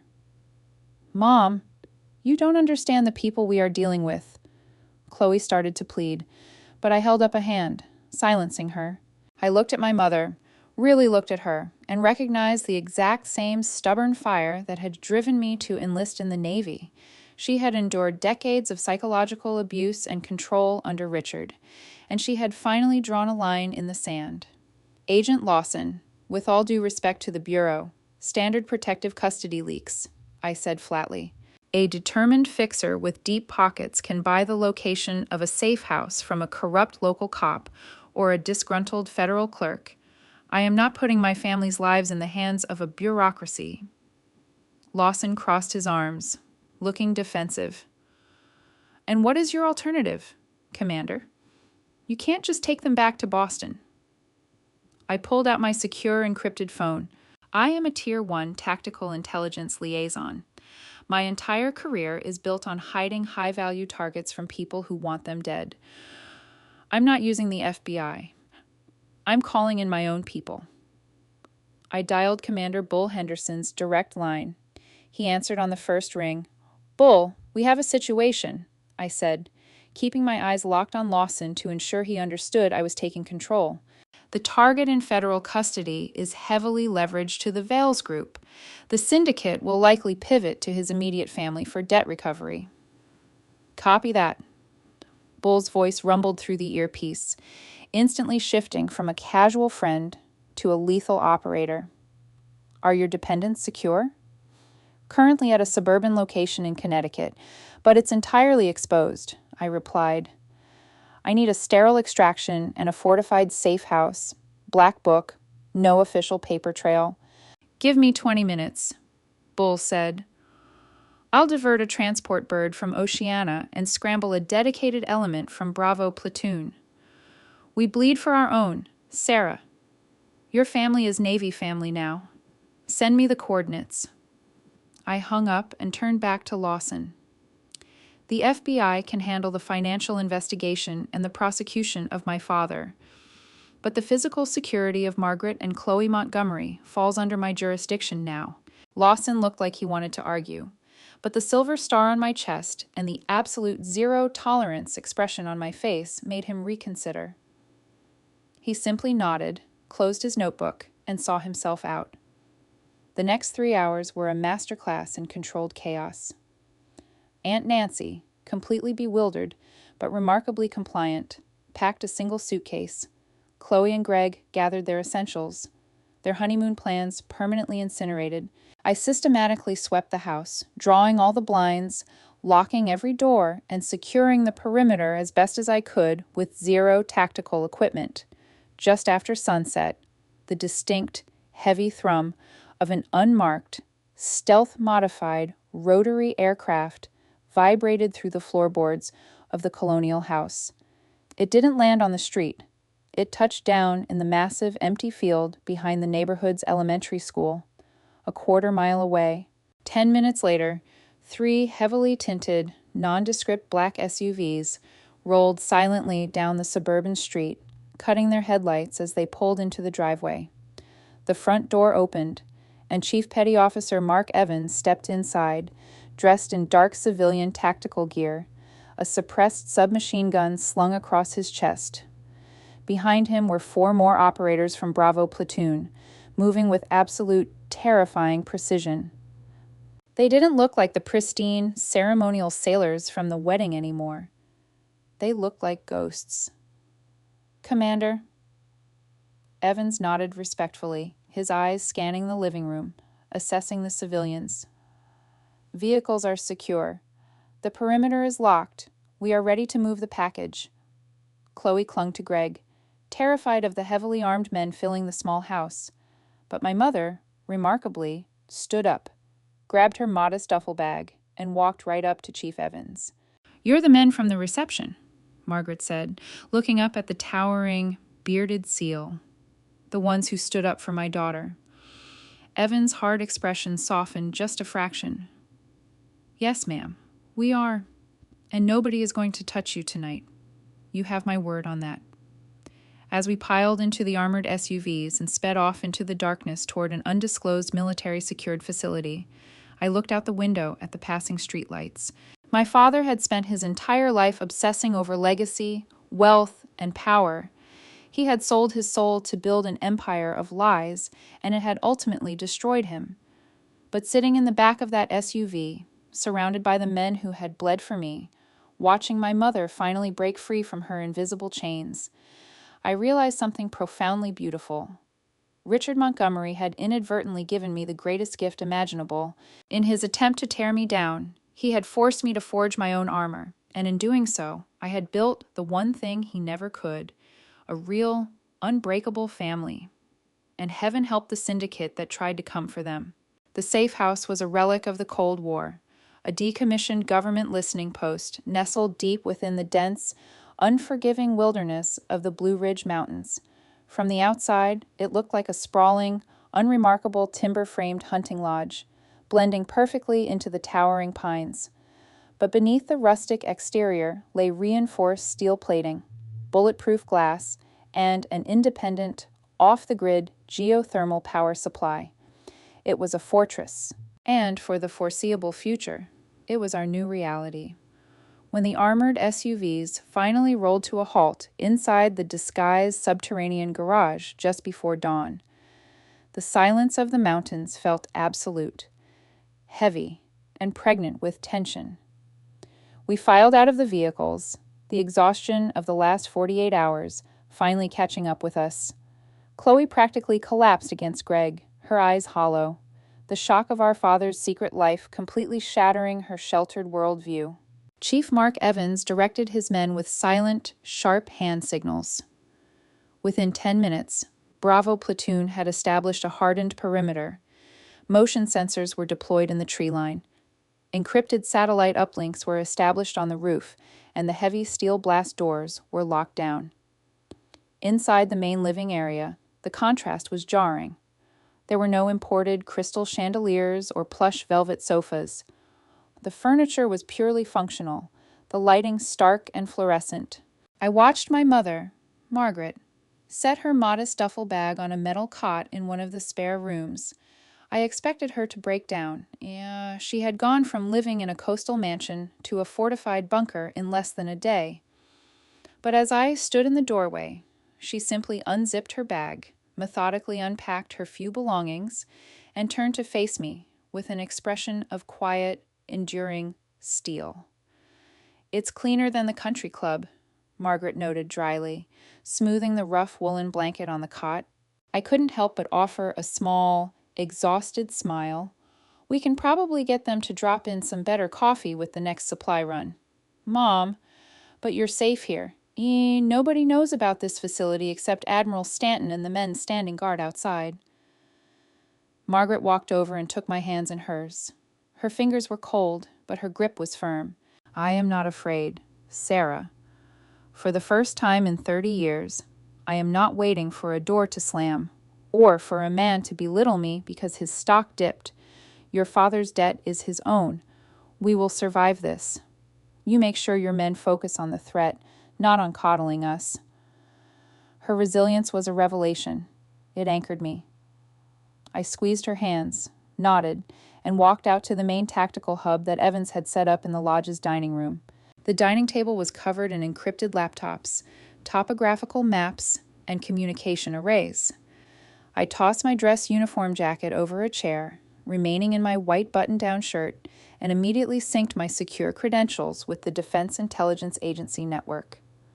"Status, Chief?" I asked, pulling up the perimeter feeds. "Thermal scans show wildlife, nothing else. Airspace is completely restricted for a 50-mile radius," Evans reported, his eyes glued to a monitor. "Commander Henderson is running interference in Washington. He's working with Director Cross to freeze every shell company associated with the Veals Group on U.S. soil. We're trying to starve them out before they can mobilize a strike team." "They won't strike blindly," I muttered, staring at the blinking cursor on my screen. $40 million is a massive liability. The Veals Group isn't a street gang. They are corporate mercenaries. They know Richard is in federal custody, which means they know his assets are locked. They will try to find a leverage. They will try to communicate. 2 grueling days passed. The tension inside the lodge was palpable, a thick fog that settled over every interaction. Greg spent hours pacing the floor, terrified for his own parents, whom the FBI had quietly relocated to a hotel in Chicago. Chloe spent most of her time wrapped in a blanket on the sofa, staring blankly at the wall, mourning the life she thought she had. On the evening of the 3rd day, the waiting game finally broke. Greg had requested a sterile, heavily monitored laptop to log into his firm's secure portal to authorize emergency payroll for his employees. I stood directly behind him, monitoring the encrypted traffic to ensure no location data was leaking. Suddenly, the screen flickered. The standard corporate dashboard vanished, replaced entirely by a stark, black screen. A single string of white text began to type itself across the monitor. Bypass protocol engaged. Firewall breached. What's happening? Greg panicked, pulling his hands away from the keyboard as if it had burned him. I didn't click anything. Quiet, I commanded, my heart rate spiking. I leaned in, my eyes tracking the text. A new paragraph appeared, the cursor blinking rhythmically. Lieutenant Commander Sarah Montgomery, you have impressive friends, but hiding behind the Navy will not erase your family's ledger. Your father was a desperate, foolish man. But before his arrest, he offered us a highly lucrative alternative to his $40 million deficit. He informed us that his estranged daughter possessed a top-secret clearance with direct access to naval special warfare deployment logistics. The blood drained from my face. I stopped breathing. The room began to spin. Richard hadn't just borrowed money from a criminal syndicate. When he realized he couldn't pay them back, he had offered them me. He had tried to use my security clearance, my career, and the lives of my teammates as collateral to save his own skin.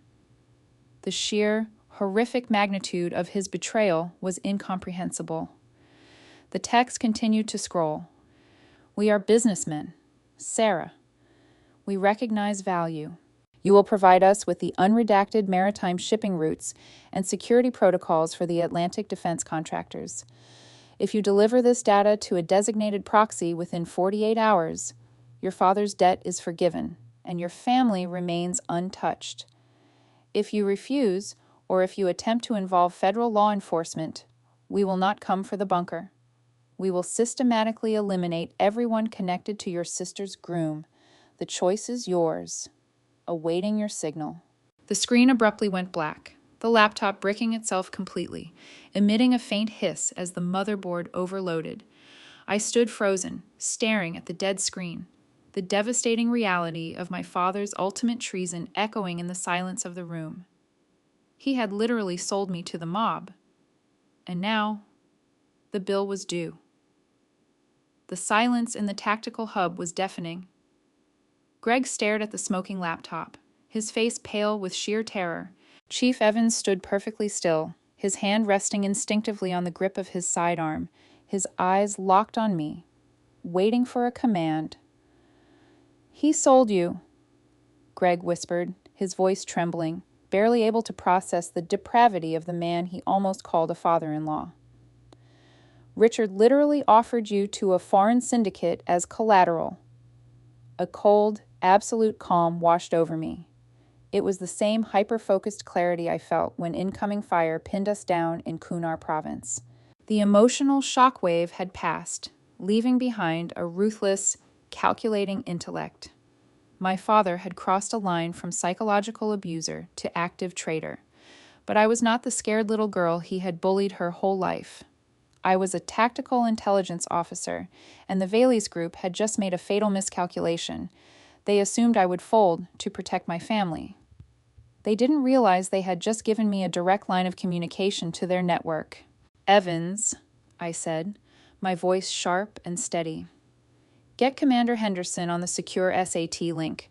I need Director Cross looped in immediately. Priority 1.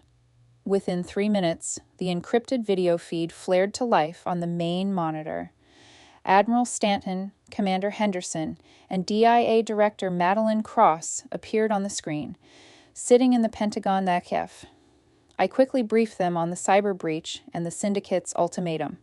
"The absolute audacity of this man," Director Cross hissed, her eyes narrowing in disgust. "Richard Montgomery is going to spend the rest of his life in a supermax facility for treason. But right now, we have an immediate crisis.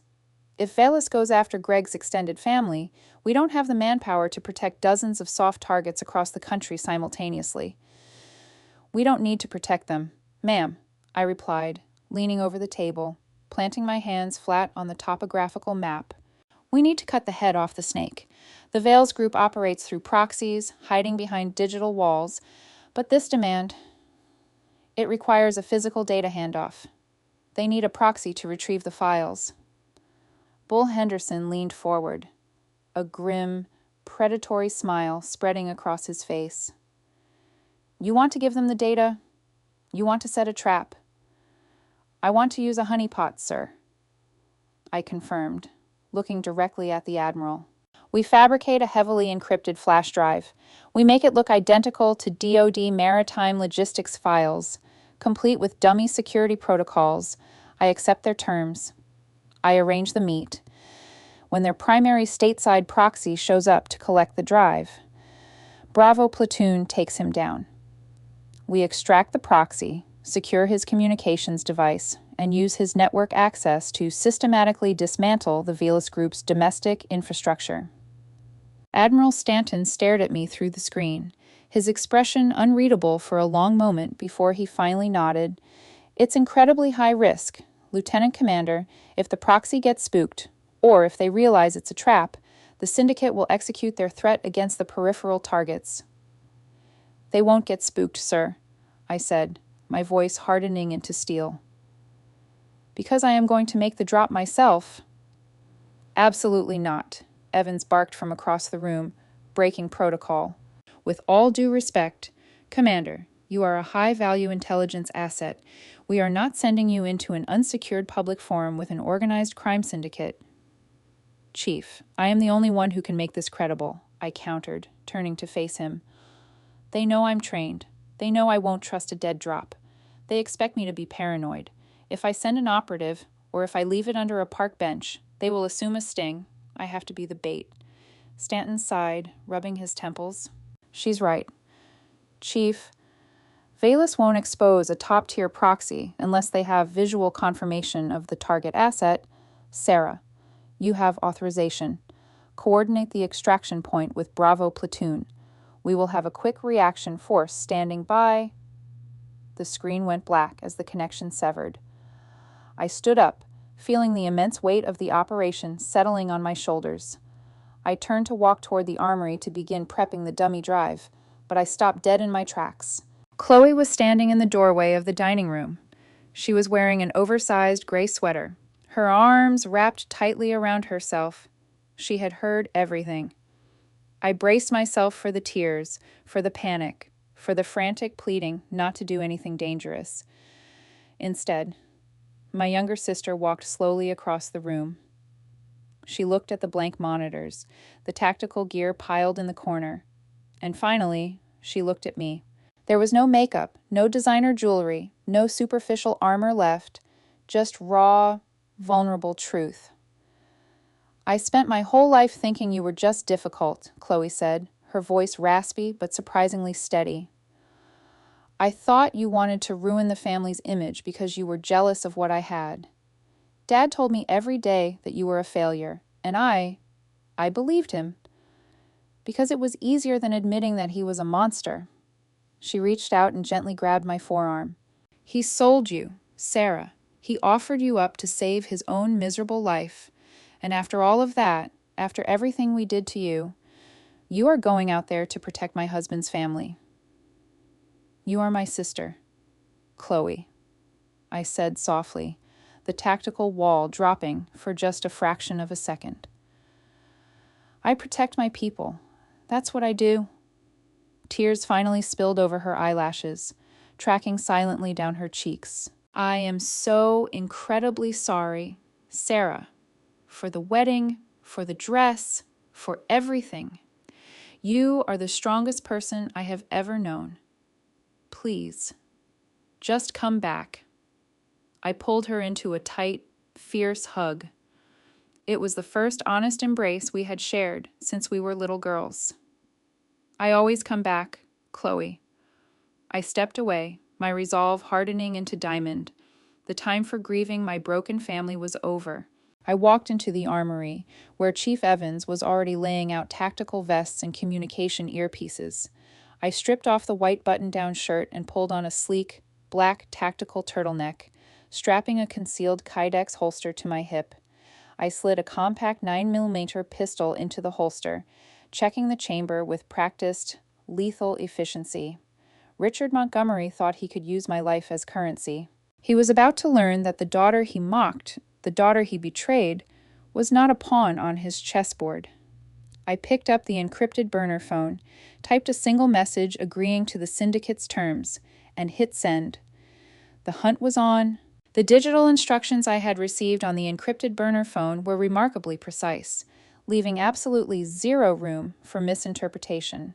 The Velas Group didn't operate in shadowy, abandoned warehouses or desolate parking garages. They operated exactly like the high-end corporate mercenaries they were. The drop was scheduled for 1200 hours, right in the center of the main concourse at Union Station in Washington. D.C. It was peak commuter time, a chaotic sea of tourists, businessmen, and politicians moving under the massive, vaulted ceilings. It was the perfect environment for a ghost. A crowded public space offered 1,000,000 exit vectors and made a conventional law enforcement ambush practically impossible without risking massive civilian casualties. But I wasn't bringing conventional law enforcement. I was bringing the ghosts who hunted in the dark. I stood by the central information kiosk, dressed in a sharp, tailored gray trench coat over my tactical turtleneck. The heavy dummy flash drive rested in my right pocket, my hand gripping it tightly. My left hand remained close to my side, inches from the concealed 9mm pistol beneath my coat. The low, rhythmic hum of the station's ambient noise was a stark contrast to the crystal-clear audio feeding into my custom-molded earpiece. Eyes on, Commander. Commander Bull Henderson's voice crackled softly in my ear. He was stationed in an unmarked surveillance van parked 3 blocks away, tapping into the station's security feeds. Perimeter is saturated. We have 12 operators disguised as civilians in your immediate vicinity. Chief Evans is positioned as a maintenance worker near the east exits. Copy that. Bull, I murmured, pretending to look at the departures board. Stay loose. The proxy won't look like a thug. Look for an executive profile, high-end suit, likely carrying a briefcase fitted with a localized signal jammer. The seconds ticked by with agonizing slowness. I thought about my father, sitting in a sterile federal holding cell, waiting to see if his horrific gamble had paid off. He had genuinely believed that my loyalty to the family name would override my oath to the United States Navy. He believed I would willingly commit high treason and endanger thousands of American lives just to bail him out of a mess created by his own monumental greed. It was the ultimate insult, the final proof that Richard Montgomery never understood me at all. At exactly 12:01 hours, my burner phone vibrated once in my pocket. I pulled it out. Message. Turn around. Walk to the coffee stand at the edge of the seating area. Sit at the small table on the left. Moving to the coffee stand, I whispered, turning on my heel and smoothly navigating the throngs of people. I spotted the small, circular metal table and sat down, placing my hands on the cool surface. Less than 30 seconds later, a man approached. He was exactly as I had predicted. Mid-40s, impeccably groomed, wearing a navy blue tailored suit that probably cost more than my first car. He carried a sleek, black leather messenger bag. He sat down opposite me without asking, his eyes scanning the crowd with a practiced, predatory indifference. "Lieutenant Commander," the man said. His voice was smooth, carrying a faint, untraceable accent. "Let's call him Simon Drake." I must admit, your father painted a very different picture of you. He described a rebellious, emotional girl. Yet, here you sit, radiating tactical discipline. It is a pleasure to meet a true professional." "Skip the pleasantries," I said, my voice cold and flat. "I am here to clear a debt, not network. Do you have the authorization codes to release my family from the Vale's ledger?" Drake offered a thin, razor-like smile. He unlatched his messenger bag and pulled out a heavy, matte black digital tablet. "I have a biometric lock that, once I confirm the authenticity of your data, will transmit a permanent debt forgiveness protocol to our central servers. The contract on your sister's family will be nullified.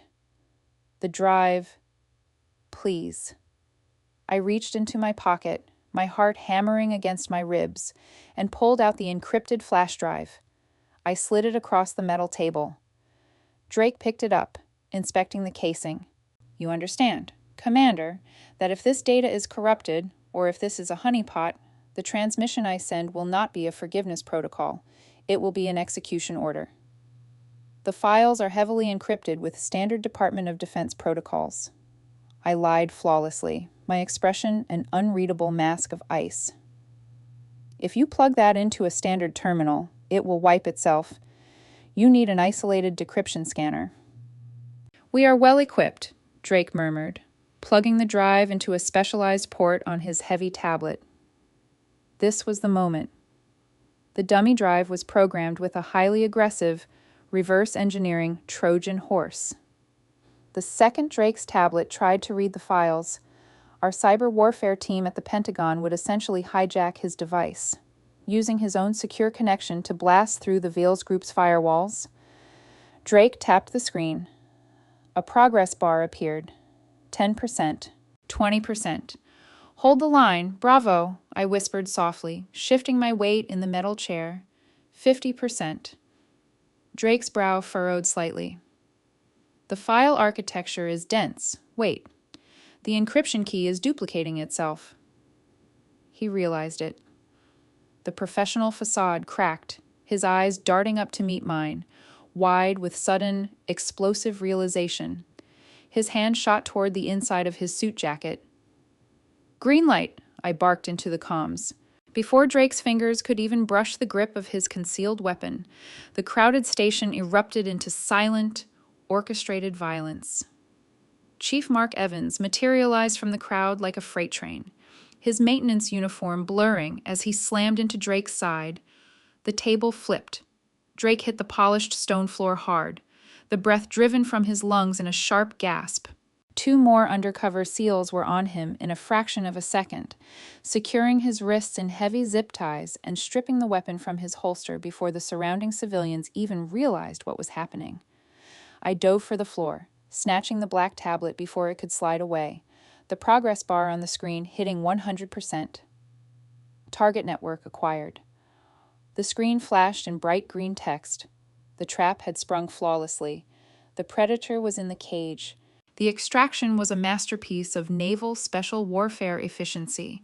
Within 90 seconds of the takedown, Simon Drake was hauled out the east doors, flanked tightly by operators to make him look like a sick commuter being helped by friends. He was shoved into the back of the waiting armored surveillance van, and I jumped in right behind him, the heavy doors slamming shut and cutting out the noise of DC. "Go, go, go!" Evans yelled to the driver, and the van aggressively merged into the afternoon traffic. Inside the dimly lit cab, the tension was electric. Drake sat handcuffed to a reinforced steel rail, bleeding slightly from a split lip, staring at me with a look of pure, unadulterated hatred. I ignored him entirely, handing the hacked tablet to Bull Henderson, who quickly jacked it into the van's mobile server rack. "Director Cross, do you have the uplink?" I asked, pressing my earpiece. "We have it. Sarah," the director of the DIA replied, her voice echoing over the van's internal speakers. "The Trojan horse is embedded in their mainframe. We are bypassing their proxy servers now. My God. The amount of data here. We have domestic shell company ledgers, offshore routing numbers, safe house locations. It's a goldmine." Can you neutralize their domestic hit teams? I pressed, leaning over the console. Already done, Cross confirmed smoothly. The Trojan triggered a localized system crash on all Veely's communication channels in the United States. They are completely deaf and blind. The FBI is currently raiding their financial hubs in Miami and Chicago. The syndicate's American infrastructure is dead. Commander, your family is safe. I closed my eyes, letting out a long, shuddering breath. The heavy, suffocating weight that had rested on my shoulders for days finally evaporated. We had won. My mother, my sister, and Greg's family were completely out of the crosshairs. Drake spat blood onto the floorboard, laughing bitterly. You think you've won, little girl? You took down one arm of the syndicate. Velis is global. We will rebuild, and you will spend the rest of your life looking over your shoulder. I turned to the captured proxy, my face devoid of any mercy. You aren't global anymore, Simon. By tonight, every intelligence agency from MI6 to Interpol will have your decrypted ledgers. You're not a global syndicate, you're an extinct species.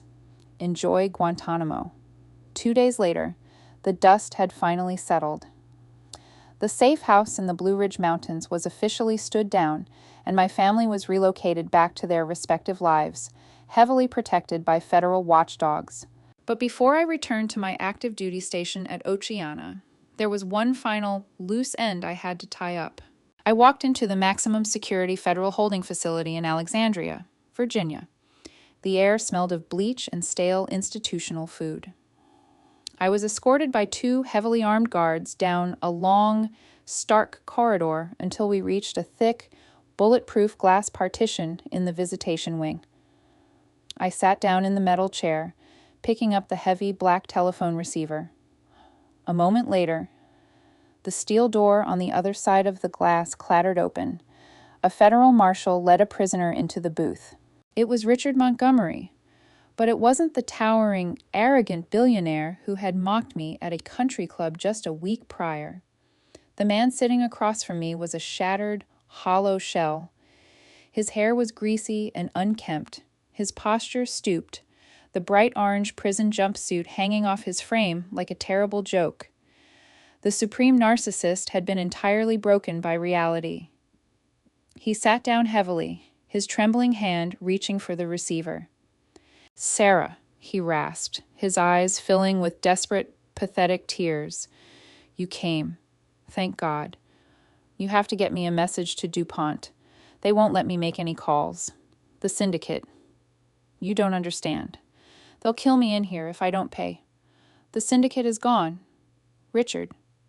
I interrupted smoothly, my voice completely devoid of emotion.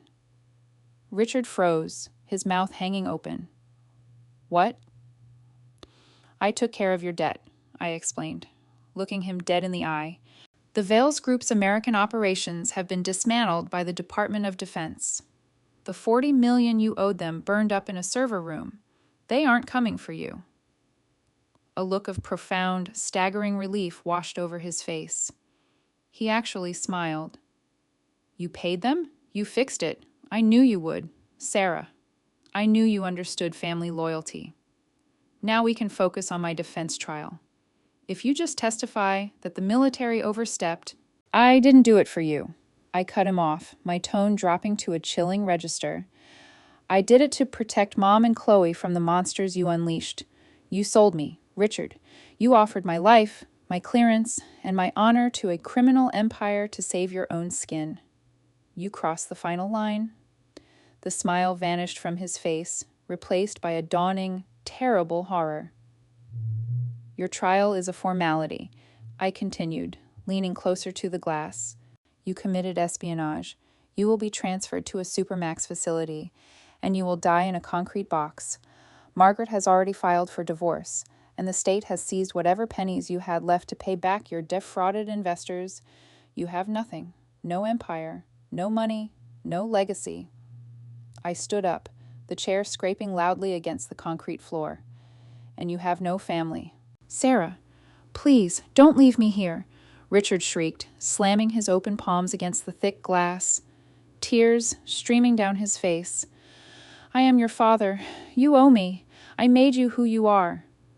You're right, I said quietly, though I knew he could hear every word through the receiver. You tried to break me, and instead, you forged a weapon that ended up destroying you. Goodbye. Richard. I hung the receiver up.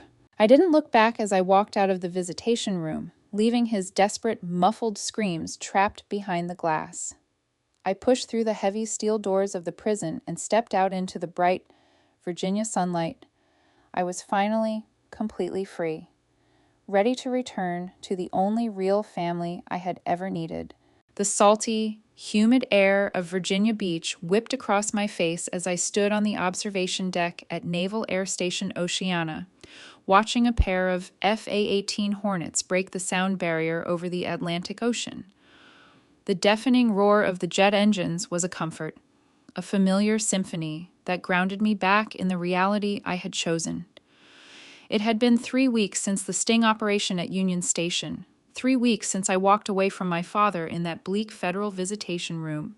The dust was finally beginning to settle, but the landscape of my life had been fundamentally altered. I turned away from the railing and headed back inside the Tactical Operations Center. The familiar hum of secure servers and the low, urgent chatter of intelligence analysts washed over me. Bravo Platoon was officially back on a training cycle, which meant the men were relentlessly running drills in the shoot houses and conducting nighttime aquatic insertions. But the atmosphere had shifted. There was a new, unspoken depth to the respect I received in the hallways. I wasn't just the intelligence officer who kept them alive on the radio. I was the sister-in-arms who had walked into a public square with a dummy drive to bait an international crime syndicate to protect her family. Commander Bull Henderson caught me in the corridor, holding 2 steaming cups of black coffee in styrofoam cups. He handed one to me with a nod. You look like you're actually sleeping again. Sarah. Bull noted, his massive frame leaning against the cinder block wall. No more bags under the eyes. It's amazing how restful 8 hours can be when you aren't waiting for a billionaire to launch a public smear campaign against you. Sir, I replied, taking a grateful sip of the bitter coffee. Bull chuckled, a deep, rumbling sound in his chest. I just got off the phone with Director Cross at the DIA. The fallout from the Veils Group data dump is monumental. Interpol just raided 3 offshore banks in Cyprus, and the FBI has frozen over 60 domestic shell companies. You didn't just cut the head off the snake. Sarah, you torched the entire nest. And Richard? I asked, my voice steady. I had compartmentalized my father's existence completely, but I still needed the operational updates. Awaiting formal sentencing, Bull said, his expression sobering. His public defender, because he certainly can't afford private counsel anymore, is trying to negotiate a plea deal to keep him out of federal supermax. But the Inspector General is pushing for the maximum penalty for the Espionage Act violation. He's looking at 30 to 40 years. For a man his age, it's a life sentence. I nodded slowly, feeling no joy, just a profound, clinical closure. He made his bed. How is the rest of the family holding up? Bull asked gently. That was the question that had occupied most of my thoughts. I walked back to my desk, unlocking my secure terminal. Better than anyone expected, honestly. My mother is a completely different person. It was the absolute truth. The implosion of Richard Montgomery's fraudulent empire had left my mother, Margaret, and my sister, Chloe, with virtually nothing of their old lives. The sprawling estate overlooking the harbor had been seized by federal marshals and was slated for auction to pay back the defrauded investors. The luxury cars, the country club memberships, the designer wardrobes, it was all gone, evaporated into the ether of bankruptcy. But stripped of the golden cage, my mother had miraculously found her wings.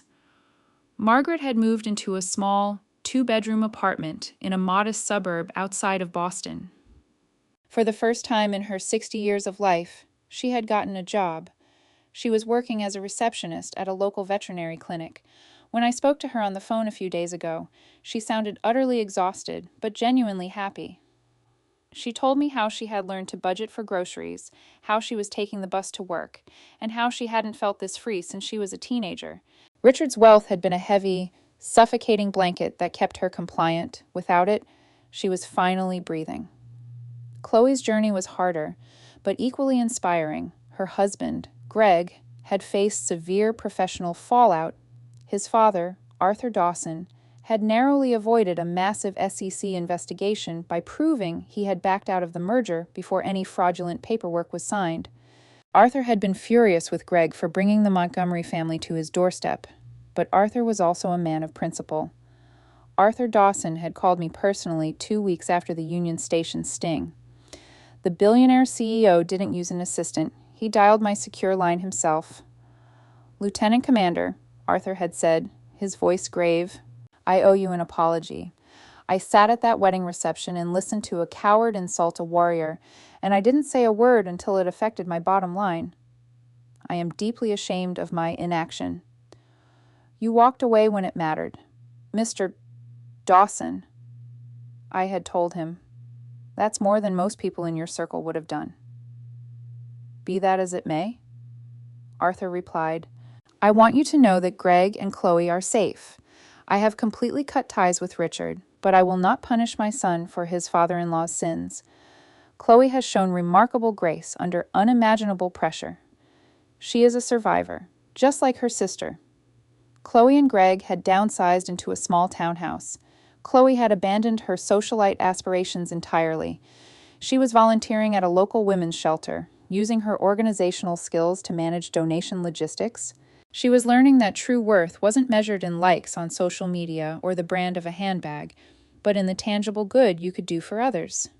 My father had tried to destroy us, but in the end, his destruction was the exact catalyst we needed to finally become a real family. The rot had been excised, and the healthy tissue was finally beginning to heal. A full year had passed since the night 200 Navy SEALs descended upon a $500,000 wedding reception. The internet had long since moved on to new viral sensations, and the name Richard Montgomery had faded from the headlines, relegated to the footnotes of white-collar crime documentaries. He was currently serving a 35-year sentence in a maximum security federal penitentiary in Colorado, entirely isolated from the family he had so casually discarded. I stood in front of the full-length mirror in my modest Virginia Beach apartment, adjusting the collar of my crisp, white dress uniform. It was a Saturday afternoon in late September, the air outside crisp and promising the arrival of autumn. But today, I wasn't putting on the uniform for a military tribunal, a classified briefing, or a forced march into a hostile corporate reception. I was putting it on because my sister had asked me to. I drove my civilian truck off the base, heading toward a large, sprawling public park on the edge of the city. I parked near a cluster of oak trees and grabbed a wrapped gift from the passenger seat. As I walked across the grass, the sound of laughter, acoustic guitar music, and the smell of roasting barbecue filled the air. Underneath a large wooden pavilion, one that didn't have glass walls or imported crystal, a party was in full swing. It was Chloe and Greg's one-year anniversary. They hadn't wanted to celebrate the day of their actual wedding, considering it was forever tainted by Richard's cruelty and the subsequent federal raid. Instead, they were throwing a casual, massive barbecue to celebrate the day they finally started their real lives together. The guest list was a beautiful, chaotic collision of worlds. Greg's extended family was there, dressed in jeans and flannel shirts, drinking cheap beer from red plastic cups. My mother, Margaret, was manning the grill, laughing loudly with Arthur Dawson, who had flown down from Boston and was currently trying, and failing, to properly throw a horseshoe. And occupying 4 entire picnic tables at the edge of the pavilion were the men of Bravo Platoon. Chief Mark Evans was holding a plate piled high with ribs, arguing good-naturedly with Commander Bull Henderson about the upcoming football season. As I walked up, the men paused, raising their plastic cups in a silent, respectful toast before returning to their loud banter. "Sarah." I turned just in time to catch Chloe as she threw her arms around me. She was wearing a simple, faded denim jacket and a cotton dress. her hair pulled back in a messy ponytail. She looked radiant. The artificial, stressed-out bride I had seen a year ago was gone, replaced by a grounded, genuinely happy woman. "You made it," Chloe beamed, pulling back and looking at my uniform. "And you wore the dress blues. I know you hate the formal gear, but it means a lot to me. It reminds me of the night you saved my life. I told you I'd wear whatever you wanted. Chloe," I smiled, handing her the gift. "Happy anniversary to both of you." Greg walked up, sliding an arm around his wife's waist, offering me a warm, genuine smile. "Thanks, Sarah. We're just glad you're here. Grab a burger before Bull eats them all. The man is a vacuum." I laughed and made my way toward the grill to kiss my mother on the cheek. As I stood there, watching the sunlight filter through the oak leaves, watching the people I loved laughing and sharing food, I felt a gentle tug on the sleeve of my uniform jacket. I looked down. A little girl, barely a year old, was holding onto the dark fabric, looking up at me with wide, curious eyes. Standing right behind her was Petty Officer Ryan Miller, the young SEAL whose life I had saved in Kunar Province. "Sorry, Commander." Ryan grinned, scooping the toddler up into his arms. "Lily is fascinated by the shiny buttons. I keep telling her she has to salute officers, but she's got terrible discipline." I smiled, reaching out to gently shake the little girl's hand. "She has excellent taste, Ryan. She's beautiful." Ryan looked at me, his eyes crinkling at the corners. "She's here because of you, ma'am. We all are." He walked away to join his wife at the tables. I stood by the edge of the pavilion, looking out over the gathering. I reached up and pressed my fingers against the silver star pinned to my chest. My father had built his entire life on the pursuit of a false legacy. He had accumulated wealth, status, and power, believing those superficial markers made him a giant among men. He had looked at my life of service, my dedication to a team, and called it a waste of potential. He had mocked me because I didn't fit into his spreadsheet of valuable assets. But standing here, in this public park, listening to the laughter of my sister, the joyous shouts of my mother, and the steady, protective presence of the deadliest operators on the planet, I finally understood what true wealth looked like. Legacy isn't a stock portfolio, a trust fund, or a name on a corporate building. It is the lives you touch, the people you protect, and the loyalty you earn in the darkest moments. My father had lost everything because he valued nothing. I had gained everything because I was willing to lose it all for the people I loved. The billionaire was in a cage, forgotten by the world. And the daughter who played in the mud? She was exactly where she belonged, surrounded by her true family, standing proudly in the light. What an absolutely incredible journey of justice, resilience, and true family loyalty. From a heartbreaking public humiliation to the ultimate takedown of a corrupt, traitorous billionaire, Sarah proved that real heroes wear their honor, not a price tag. If you were cheering when those SEALs crashed the wedding, and if you loved watching the father's empire crumble to dust, hit that like button right now. Share this video with anyone who needs a reminder that karma never misses. What would you have done if you were in Sarah's shoes at the wedding? Let me know in the comments below. And don't forget to subscribe for more epic, real-life drama stories.